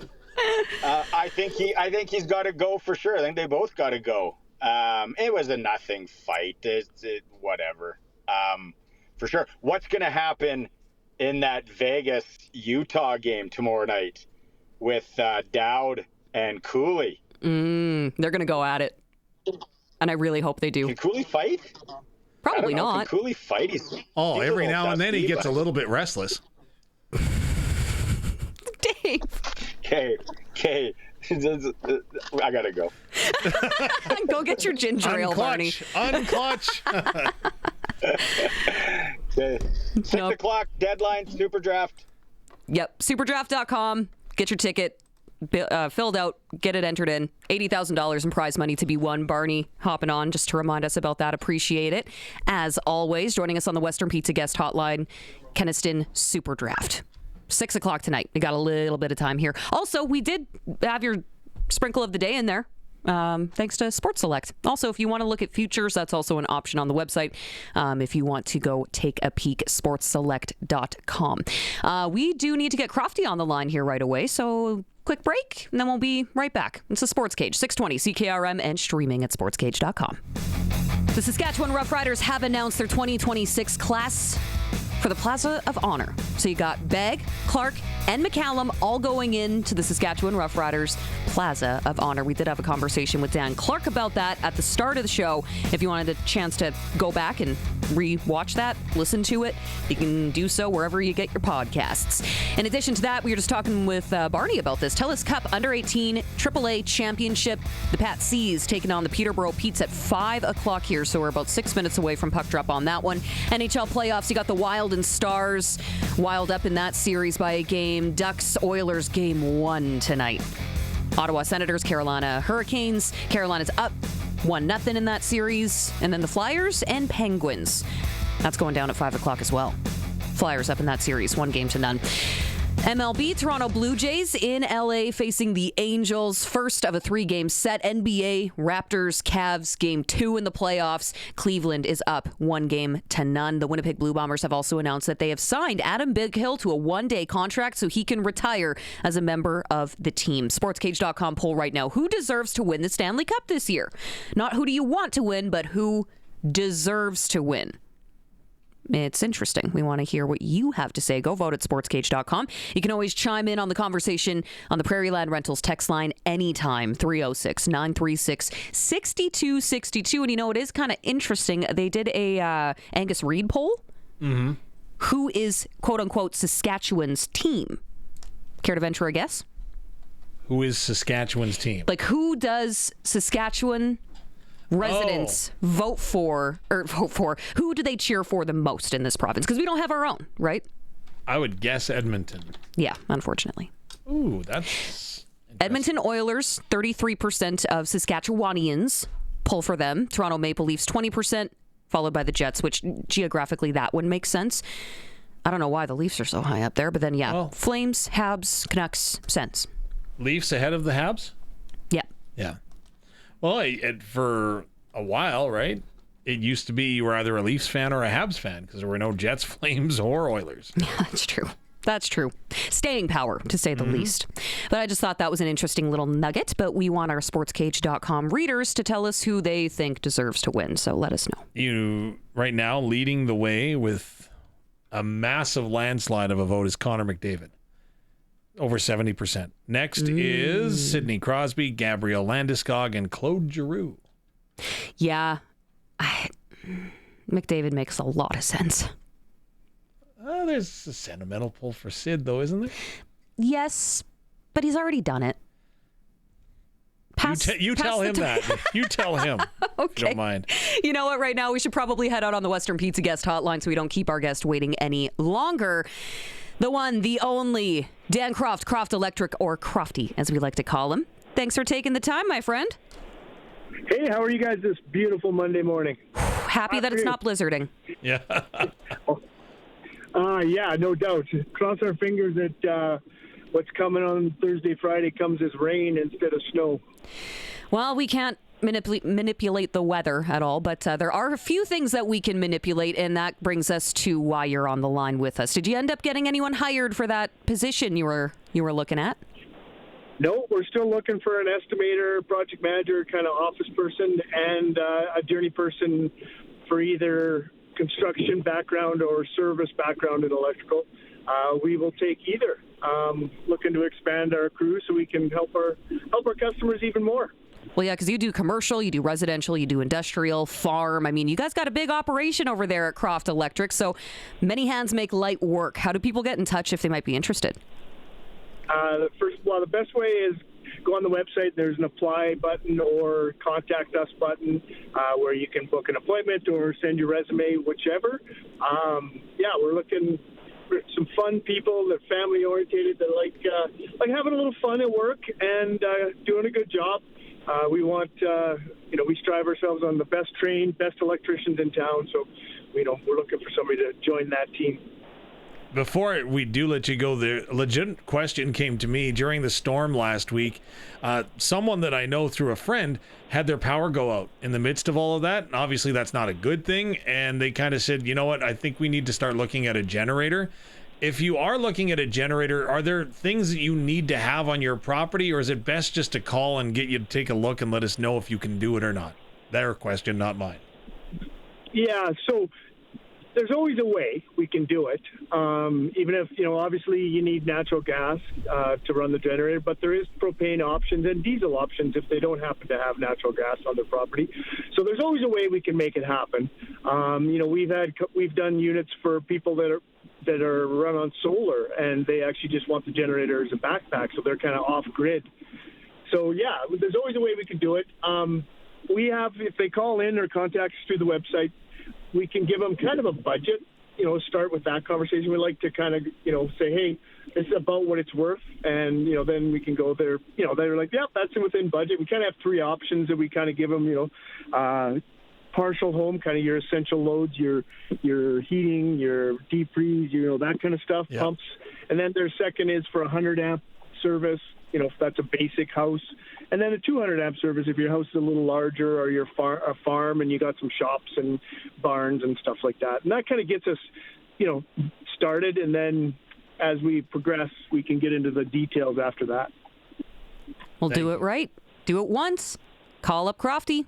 Croft Electric. How do we get in touch? The best way is to give us a call, 306-586-1333. And then, of course, as we talked about that website, www.croftelectric.com. Spoken like a pro. Appreciate the time as always, Crofty. Thank you. Have a great day. You too. Enjoy the sunshine. You bet. Of course, Dan Croft, Croft Electric, joins us every Monday afternoon. We do need to take a short break here. And, actually, it's time for the news. So we'll be back on the other side. It's a SportsCage on the home of local sports, 620 CKRM, and streaming at sportscage.com. Welcome to the Monday installment of the SportsCage. I'm your host, Teagan Witko, joined by Dave Thomas, voice of your Saskatchewan Roughriders, and Colson Schultz on the controls, keeping us on the air, 620 CKRM, as well as the stream at sportscage.com, X, YouTube. You can always go back and rewatch any part of today's show, wherever you happen to get your podcasts as well. But I think we just need to jump right out on the Western Pizza guest hotline. Western Pizza, perfect pizza, generous amount of toppings, and all the Greek favorites you love. Let's get to it. It's time for Double Talk with Saskatchewan Roughrider legend Darian Durant. Double Talk is brought to you by Dutch Agriculture.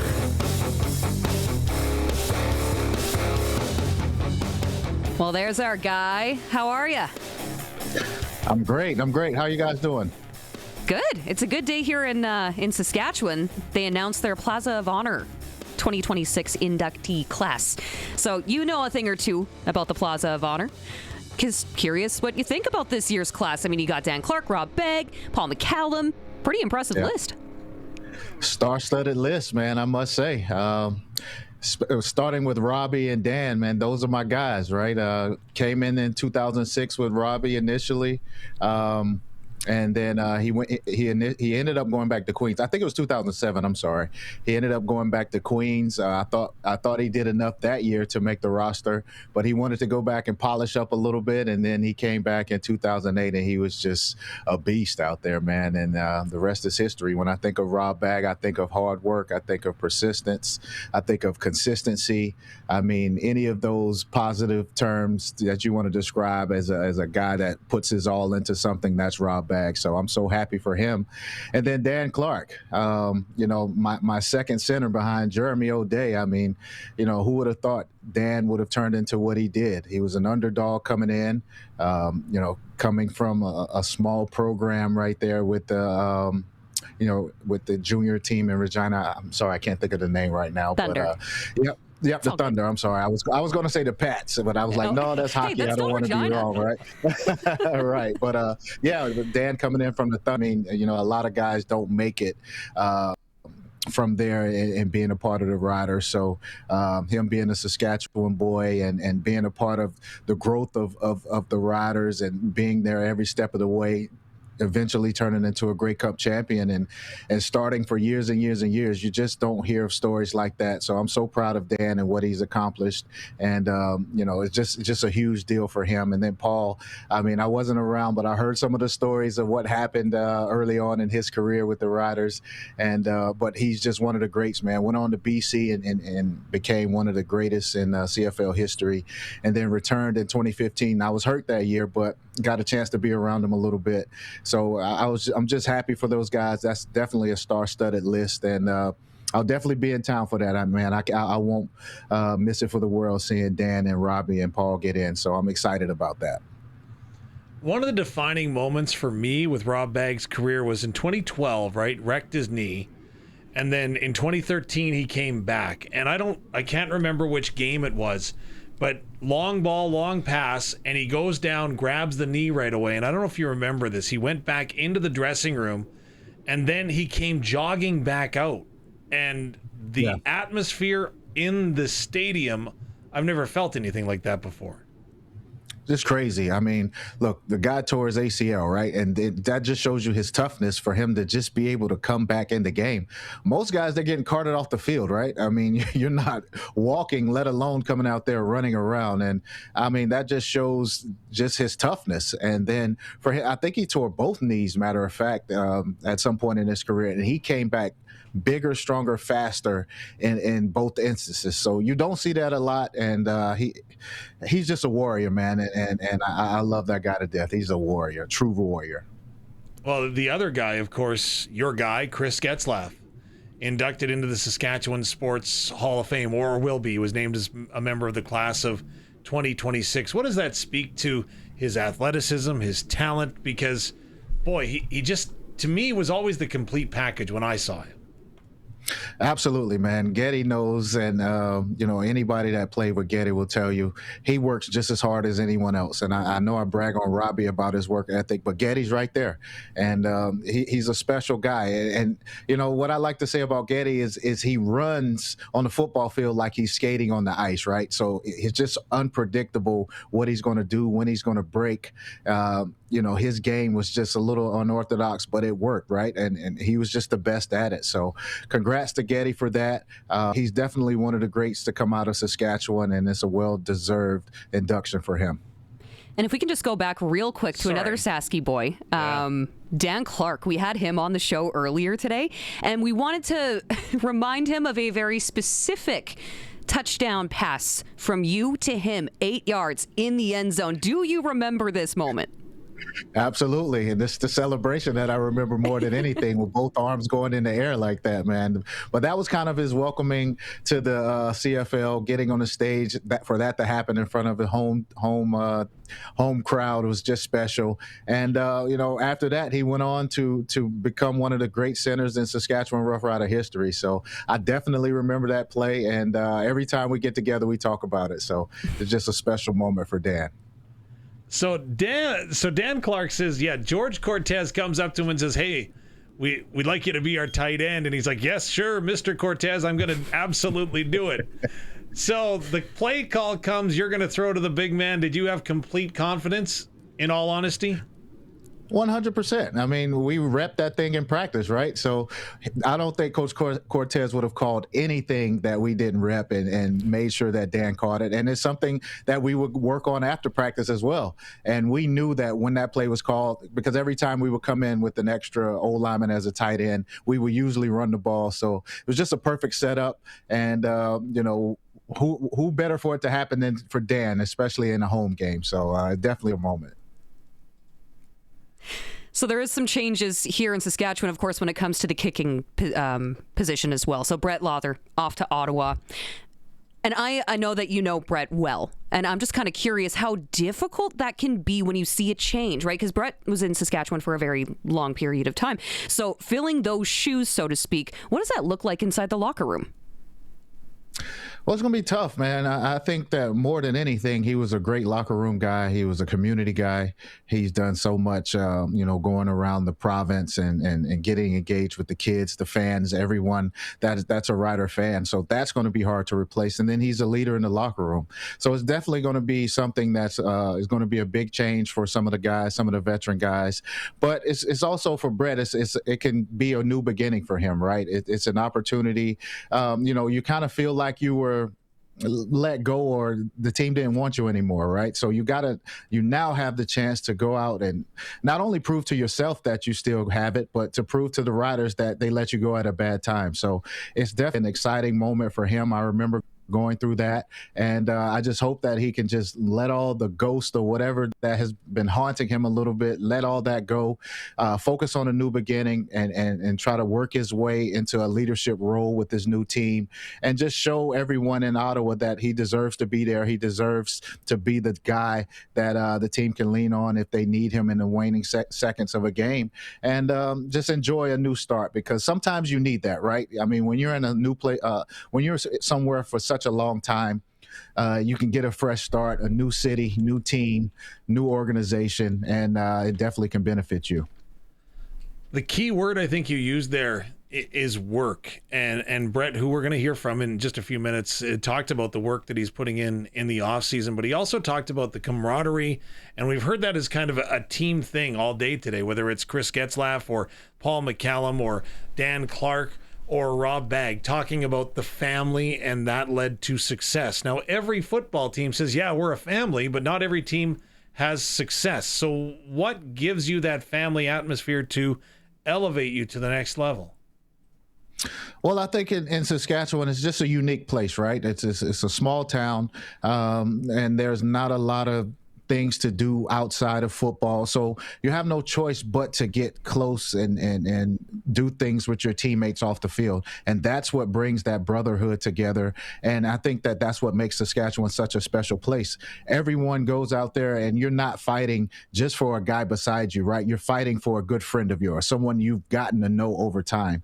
And it's special. So it's when you hear all the guys talk about it, it's definitely the truth, man. It's something that you build in each and every week. We have camping trips. You go out, go-kart racing, paintballing. There's so many activities that you do with your teammates in Saskatchewan that gives you that bond, that brotherhood that transfers over to the field. And that's what makes it special. So all the guys that spoke on it, and I think you'll hear this going into the future from more guys.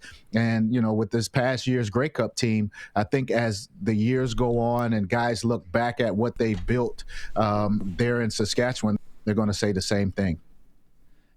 So you played high-level college, Darian. You played in the NFL. You played in the CFL. And like I say, everybody says that we've got the family atmosphere. Are other programs just kidding themselves, thinking that they've got what the Riders have? Yeah, definitely. I mean, other teams are close, don't get me wrong, but when you're in these big cities and there's just so much to do, and, guys go their separate ways after practice, I mean, of course, you feel like you're, building this brotherhood or this bond, but there's nothing like being in Saskatchewan, right? It's just nothing like it. So, I mean, I guess guys are speaking on what they know as a family atmosphere, but when you get to Saskatchewan or these smaller town, I'm sure you'll hear the Green Bay Packers say the same thing. I mean, when you get into these smaller towns and the fans you see the fans everywhere you go, the entire province loves the team, then, you really get to experience it in these type of places. So, it's just nothing that compares. Sometimes I get lost for words because it's kind of hard to explain. And then I had the opportunity of going to Montreal and talking to other guys from different teams and different places who have played with me in Saskatchewan as well. They'll say the same thing. What is going into the Plaza of Honor like? Because Dan Clark said, you know what? I didn't think I even deserved it. There's so many guys that are ahead of me. Was there a moment of realization, whether it was you were at the podium, whether it was days after? When does that kind of hit? I think it hits when you get that call from Craig Reynolds.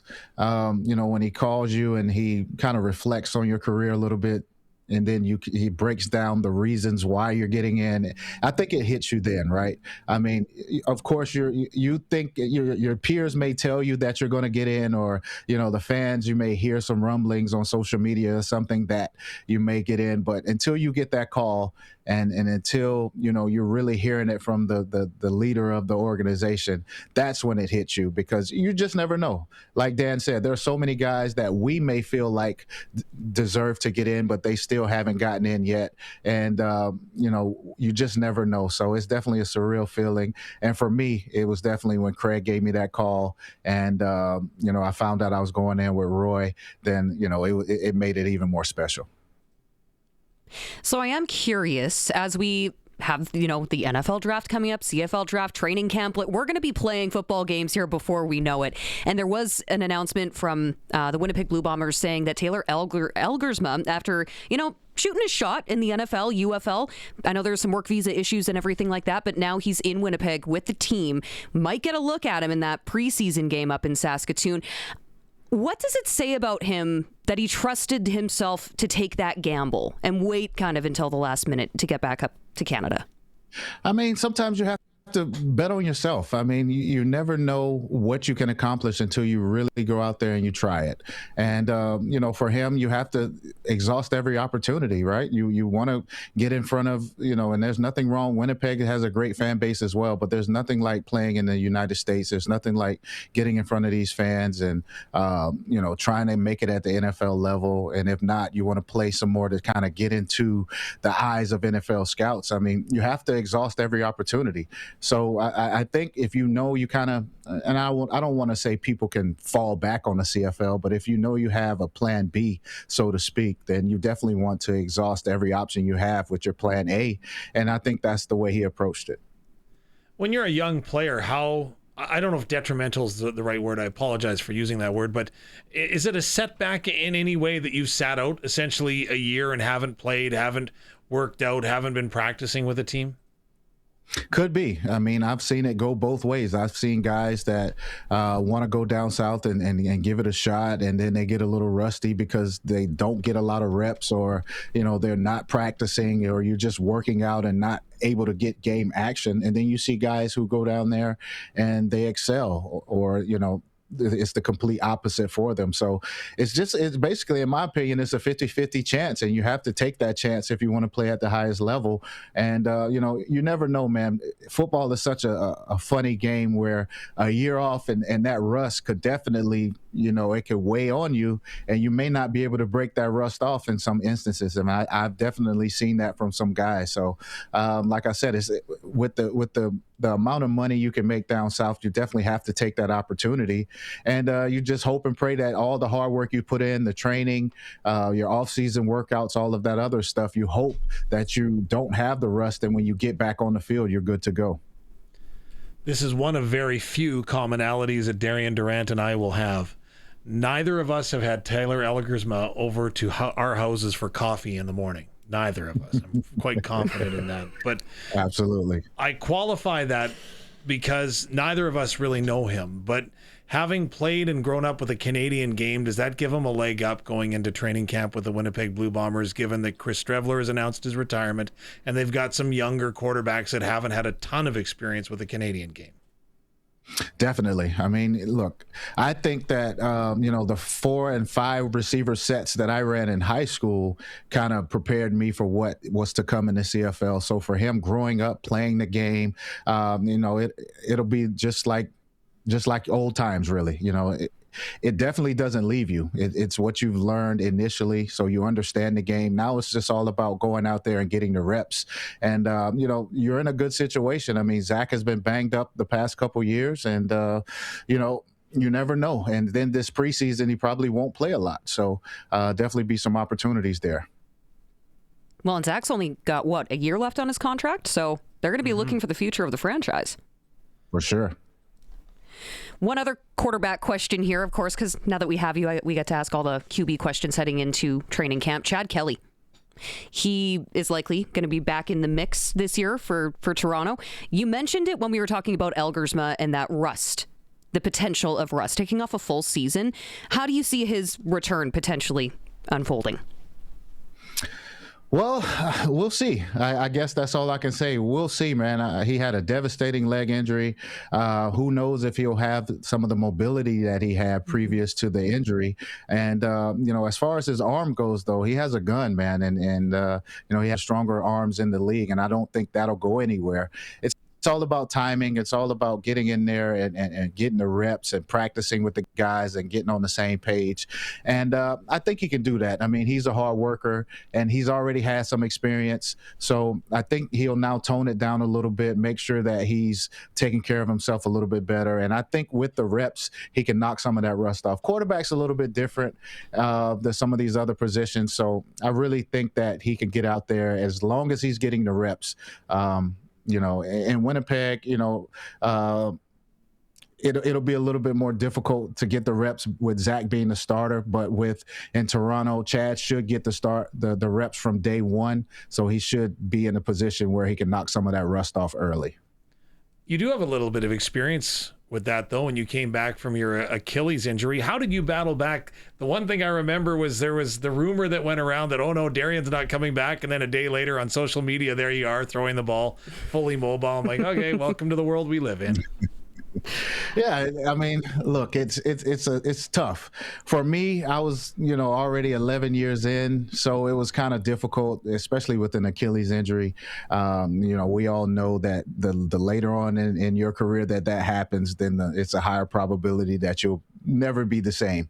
So it's a little bit different for Chad and these other guys. They're young men, right? And then technology is a lot different than it was 10, 11 years ago. So I think it's a situation where doctors know more, they understand more, and these guys, they have a lot more money at their disposal now. So they can fly in, they can bring the receivers in, you can have off-season camps. There's just so much you can do now, with social media and the type of money that they're making to bring everyone together and get these reps in, and it makes it a lot easier to bounce back from injury.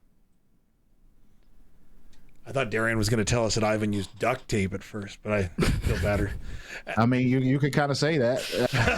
No, I'm just joking. But look, technology is a lot different now. The machines, you go inside of Mosaic Stadium, you have your hot tubs, your cold tubs, you have underwater treadmills. I'm sorry. It's just so much that these guys have that can bring them back. And with me, it's just going out there, just getting a massage from Ivan, doing some calf raises and different things like that, and then just get back out there. So it's a lot different. NFL draft starts Thursday. How closely are you paying attention? Any ideas on what's going to happen? I'm paying close attention. I'm anxious to see what my Cowboys do early on in the draft. Hopefully we can, Did you see we signed our kicker today? Our kicker to a record deal. That was what was wrong. I mean, yeah, I don't know about that. I would kind of rank George Pickens a little bit higher than that as far as priorities, right? But, I'm anxious to see what they do. And, this is one of the better drafts, I think, for defenders in a long time. So it's a lot of defensive guys that are really, really good players that could go early. So I'm looking forward to seeing how that goes. Yeah, NFL draft this week, CFL draft next week, and we're going to be watching football before we know it, Darian. Appreciate the time, as always. Absolutely. Can't wait, man. This is the best time of the year, so I'm looking forward to it. Let's go. We'll talk to you next week. Thank you so much, Darian. Sounds good. Of course, joining us on the Western Pizza Guest Hotline every Monday. And I just want to remind you if... because we're running out of time. We only have about a week left on this. If you would like to win a putting green courtesy of Classic Landscaping Company, customized, tailored, fitting in your backyard, all you have to do is text us a singular word and you're in the draw. You can do this every single day, only one entry per day. So text us right now, 306-936-6262. I need you to send in the word PAR. So that's PAR. Text it into us. Thank you, Colson, emphasizing my point. I love that. You'll get a bounce back and you'll be in. It's just that easy. I believe next Monday is the final day that we'll have a keyword for you to text in, and then one lucky SportsCage listener is going to win a putting green. Do you hear that? What? That's Luke Mullender swearing in his car, knowing that the Cowboys made Brandon Aubrey the highest paid kicker in NFL history at $7 million a year. Luke's going to lose it. Those 70-yard field goals aren't going to kick themselves. I guess some of your offense can only get it. Yeah. You need a kicker. $7 million. I'm still just a little bit surprised that between you, Darian, and Luke, you all cheer for the Cowboys. I know. And you guys have way more football intelligence than that. And you know what? Well, they do. I don't. But I can just hear, if I was going to quote Luke Mullender right now, what he would say in reaction to that, it would be... If he's in his car, I would not want to be that steering wheel. Oh, man. He would say, he's a kicker. That is what he would say. Guaranteed. Yeah. 100%. Probably. You're a kicker. Anyways. Yeah. With that being said, we should probably take a quick break because we have an exclusive conversation between our very own Dave Thomas and Brett Lauther ahead of his move to Ottawa as the new place kicker for the Redblacks. So that exclusive conversation coming up here in just a couple of minutes. It's a SportsCage on 620 CKRM and streaming at sportscage.com. So pleased to be joined on the Western Pizza guest hotline, Ottawa Redblacks kicker Brett Lauther joins us. And Brett, first and foremost, congratulations on the contract. It must be exciting. Yeah, very exciting. As weird as that sounded hearing that, we're super excited, for something new, and looking forward to the future and getting over there. So what has this process been like for you? I have had conversations with you in the past talking about how intensive your off-field work is during the off-season. What's it been like? It's definitely been a very different off-season. Spoke a lot about this stuff before with the back and other injuries, and then getting released, and obviously the transition of not just making decisions on my own anymore with the family. So kind of took some time away, wanted to go over everything, and kind of had a good opportunity come up, and still wanted to get back out there and make the most of it. But it's definitely been a very different off season than the past 8. One thing that I don't think, Brett Lauther, that is ever going to change is how beloved you are in Rider Nation. Is, again, our phone lines, our text lines all blew up just wanting to wish you well. What does that mean, having that support from Rider Nation? I mean, it means everything. These people here, I'm forever thankful for. I'm definitely consider myself a rider for life, and my wife, and we lived here in the off seasons in so many different communities and school visits and teachers and kids over the years, and so many people reaching out, and that's what makes playing for the Riders the best place to play in Canada, and the fans and the support and everything over the years, and to kind of finish it off with a Grey Cup, and then hearing from everyone, just even this past weekend out at the Bethune Sports Gala, and been going to going to that for years. And it's awesome seeing everyone kind of before you take off. But even if we are going to play somewhere else and moving on, we're definitely still going to come back and see lots of friends and family and stuff like that in the off season as well. I know how proud you are to be Nova Scotian, and heck, you and Arash Madani, you guys could probably have a conversation over a few suppers if you wanted to talk about how much you love Nova Scotia. But would it be accurate to say that you kind of grew up a little bit here in Saskatchewan? Yeah, I think for sure. If they want to say I'm adopted son, I would take it, but I don't think you can say that yourself. But, I met some of my best friends for life here. The organization's been top-notch.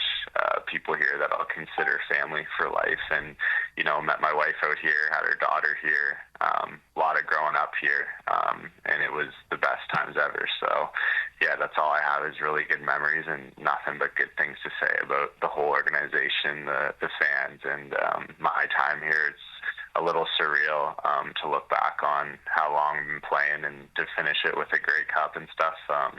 Yeah, it's been kind of the best ride ever for me. Can you talk about your off season again? You and the way just when the conversations that you've afforded me when I get a chance to pick your brain about how you approach off seasons, the video work that you do, and the tinkering. And I hate to say the word tinkering because it sounds like we're playing golf, but the adjustments that you make in the off season to your game. What does that look like, and what did it look like this year? Yeah, I actually made a pretty significant one this year compared to probably most.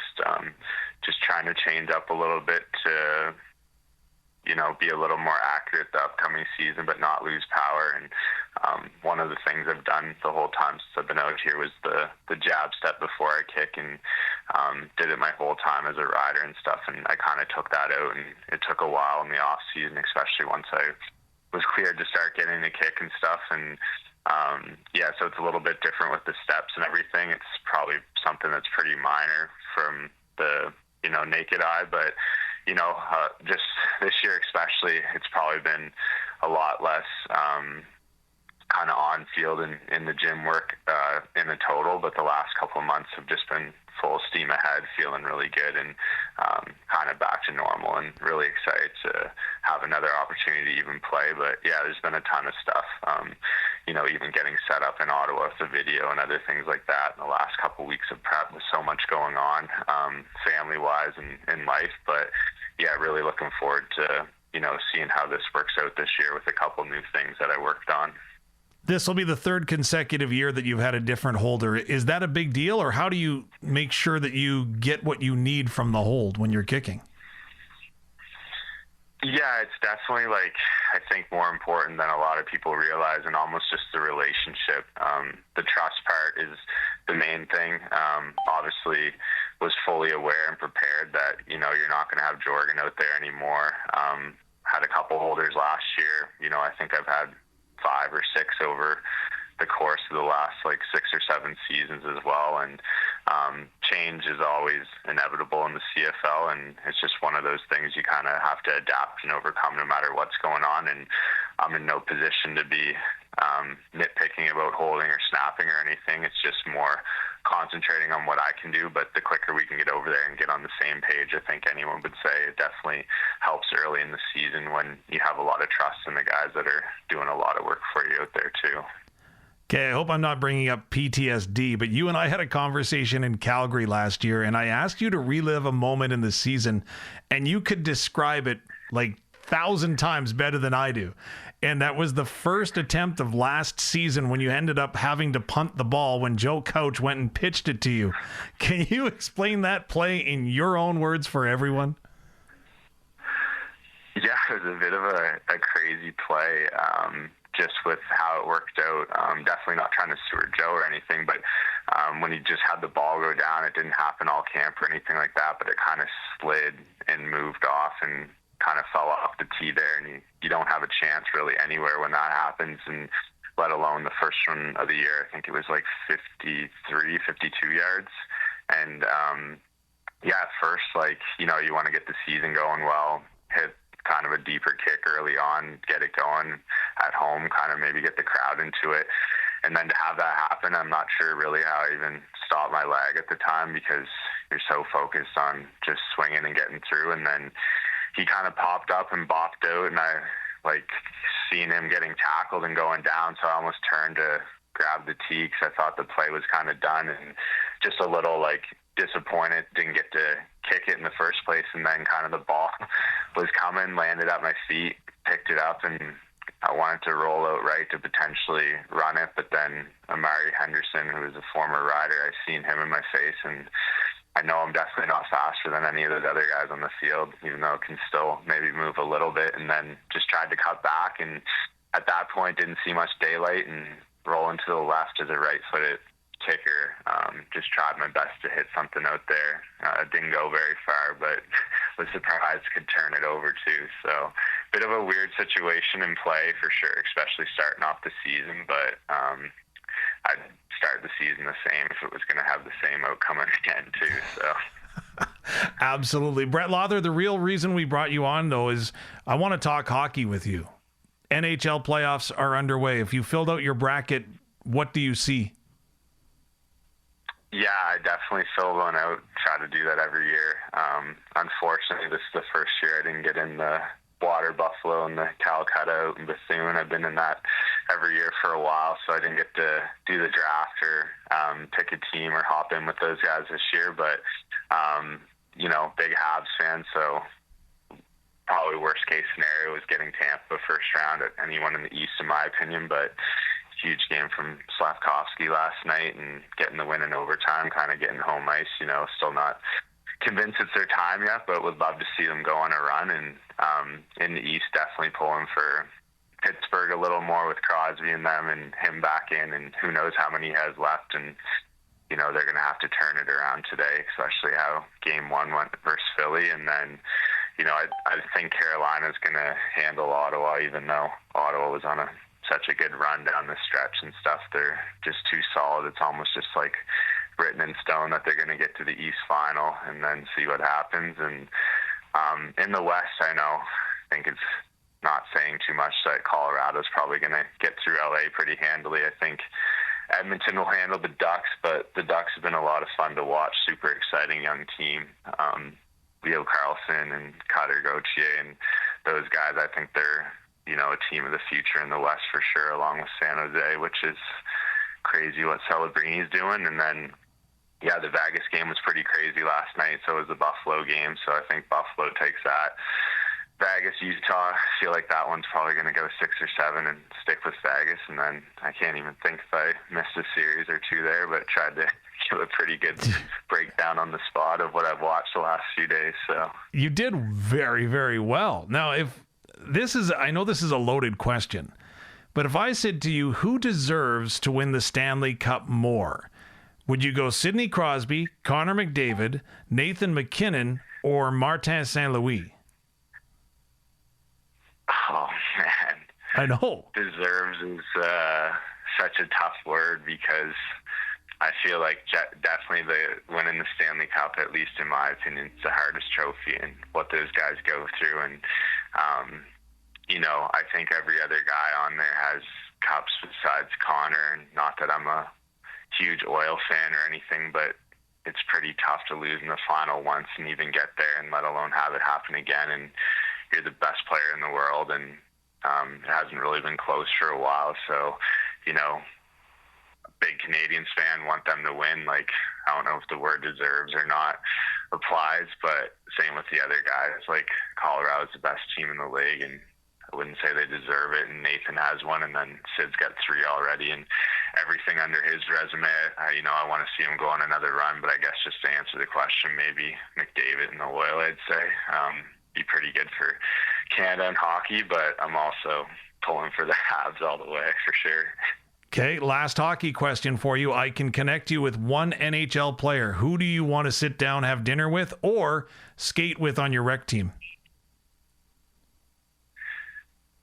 Yeah, that's another tough one. I guess there's a lot of guys that would help out the rec teams, that's for sure. I don't know. I think just someone that's like older, around your age, and someone maybe looked up to a little bit more, and it's not like a super good or thought out answer, but I'd have to go with Crosby. I think it would just be sweet to share the ice and get out with him, and I've been pretty lucky actually at the Ryder Foundation game to get on with a lot of great players. And then even next year, I think as a teaser, well, you know, maybe I'm saying too much saying that like we're probably going to keep it going or not, but I think there could be a pretty big name coming next year too. So Crosby would be pretty awesome to have on the rec team. I don't think we're going to lose with him as the first or second line center.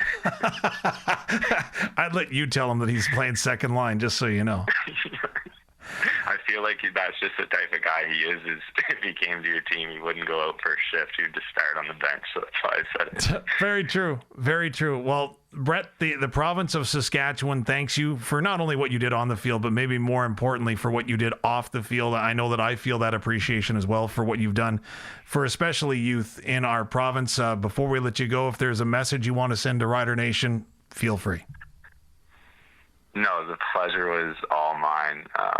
No one owes me anything here. It's been the opposite. I feel like such a debt to the province and the people, and how great everyone has been and was, and hopefully even in the future, you know, like I said, we're still planning to get over here a lot in the winters and won't be too far away. And yeah, it was like the best round of my life. It still feels like a dream sometimes when I think about it. So just a big thanks to everyone. I do appreciate it. And I was joking with a few people before, but I know everyone's going to be super kind when we come back in town and get out on the field. You know, there'll be no booing for me or anything like that. It'll be super super nice messages in the crowd from everyone. But no, it's been the best. It's been a ton of fun, and I'm looking forward to coming back and playing here, even as a road or away kicker. That would be a cool experience too. Brett, we've got our calendars circled. We can't wait to see you in the nation's capital early in June, and maybe we'll catch up after the Habs are in round 2. Yeah, let's hope. But yeah, just let me know anytime. I'm always down to get on here and talk hockey for sure. Brett Lauther, newly signed by the Ottawa Redblacks, joining us. This is the Sports Cage. We're streaming at sportscage.com and on 620 CKRM. We're doing ticker here. Ticker. Yep. I knew that. Let me see so I stay on track here. Saskatchewan Roughriders announced their class of 2026 being inducted into the Plaza of Honor. We're going to hear from a couple of these players, former players, in a sec here. So Begg, Clark, McCallum, all to be inducted in the Plaza of Honor. You can listen to our full conversation with Dan Clark from earlier in the show. Just go to wherever you find your podcasts. TELUS Cup U18 AAA Championship. I'm going to refresh my page so I'm not lying to you. The Regina Pat Seas are up 3-0 over the Peterborough Petes. And that is in the first period still. Yes. So lots of hockey left to play there. NHL playoffs, Minnesota Wild in Dallas to face the Stars in Game 2. Anaheim Ducks and Oilers Game 1 goes down tonight, 8 p.m. Ottawa Senators and Carolina Hurricanes. And then you also have the Battle of Pennsylvania. Oh, you said that well. Way to go. I had to make it dramatic, okay? That. Yeah, Flyers, Penguins. That game is, already an hour deep. Never mind. NBA, we got the Raptors and the Cavs. Game 2 is underway right now in the NBA playoffs. And Major League Baseball, Toronto Blue Jays in LA to face the Angels, the first of a 3-game set. And if you missed it, the Winnipeg Blue Bombers did announce that they have signed Adam Bighill to a one-day contract so he can retire as a member of the team. Also, our SportsCage.com poll right now, who deserves to win the Stanley Cup this year? We're talking players, so let us know what you think. McDavid is still in the running for that, so vote at sportscage.com. And as I mentioned briefly, we had that discussion with Dan Clark earlier today. He was right off the start of the show because, very deservingly so, he will be inducted into the Plaza of Honor. Now, there are also a couple of other individuals that are being inducted this year. You notice how Darian, by the way, said that he was going to come down for that game? So I don't know if you made a little note, but I sure did. I did as well. Okay, good. So Rob Begg knows Darian Durant quite well. And Rob Begg had a chance to address the media to talk about his induction and really his initial reaction to it. It's just been an incredibly humbling experience to find out this news, finding out that it was Clarkie and Paul. I mean, it just makes it all that much better. Obviously, Danny and I went to war many, many times together, and he's kind of, as O-linemen, right? They're kind of big brothers in some senses on that offensive side of the ball. And he was just a guy that I know I would go to war with him tomorrow if he told me he had one more in him. He's a lifelong friend, and ultimately that's, as I've thought back on my time in Saskatchewan, I like to think that I gave everything I possibly could to the club, but the more and more time I have away from the game, the more time I have to reflect. What the province and the community and the organization gave me, I'm not sure it was quite honestly a balanced trade. It was just such an incredible experience down there, and playing against Paul and watching his career over the years, to go in with these two guys is quite the honor. 2026 Plaza of Honor inductee. Oh, that's going to be such a fun class to watch get inducted. It will, and the teammates are coming back from 2013 to usher them in. You better believe. Right? Oh, yeah. It's going to be a weekend. A party. A weekend. It's going to be a good time. But one other individual being inducted who we haven't heard from yet today, Paul McCallum, also addressed the media. Time flies by so fast, and when things like this come upon me, I kind of start to reminisce and think about all the things that sort of happened in my career and with the Riders. And it's just an amazing journey that I've been on, and I'm just really happy to get to share it with these guys. Wow. Dan Clark, Begg, McCallum, 2026 inductees. That's going to be really cool. So I appreciate all of them taking the time to address the media today so we could hear what they had to say. Yeah, and quick note on Paul McCallum, right? So Paul said that he would have stayed in Saskatchewan if it weren't for the one person that didn't want him to. He doesn't hold any ill will against the province or anything like that. He wishes he could have remained in Saskatchewan for his entire career, but very, very cool. And again, another guy in Paul McCallum that Roy Shivers brought to Saskatchewan. What is something else that all three of them have in common in terms of their playing career with the Rough Riders? Not that they played for the Riders, not that they're getting inducted now. There's one other thing that they all have in common. They're Canadian? And that is true. Not the one I'm looking for. Not the one I'm looking for. Wow. That is true. Okay. Canadian, all being inducted. All won a Grey Cup. Mm-hmm. Can you give us a hint? I don't think It's probably something really obscure. It's not. It's directly related to their playing career and getting to the CFL. All played junior football. Did they? I don't know that for a fact. Oh. I don't know if Rob did because he played for Queens, but Paul McCallum played for the Surrey Rams. Well, if that is correct, that's not the one I'm looking for. Okay, sorry, I'm wrong. Okay, got it. Fine, rub it in, why don't you? I'm wrong. Not one of them was drafted. Really? No, there you go. Yeah. None of them were drafted. Yep. As it says on the Riderville.com. Feels like a very timely mention of that, considering the draft is next week. I like it. Yeah. We gotta go. We're actually going to run overtime a little bit here, but I did just want to update people that riveting Battle of Pennsylvania, scoreless end of the first, and there's like what, shots are what, 5-2? Yep. Great. That was way better than the total eclipse of the heart. I'll have you know right now. No, we're not doing that again. Okay, we got to go. On behalf of myself, Dave Thomas, Colson Schultz, good night, and thank you for taking the time to hang out with us here on the corner of 12th and Rose. It's the Sports Cage on 620 CKRM and streaming at sportscage.com.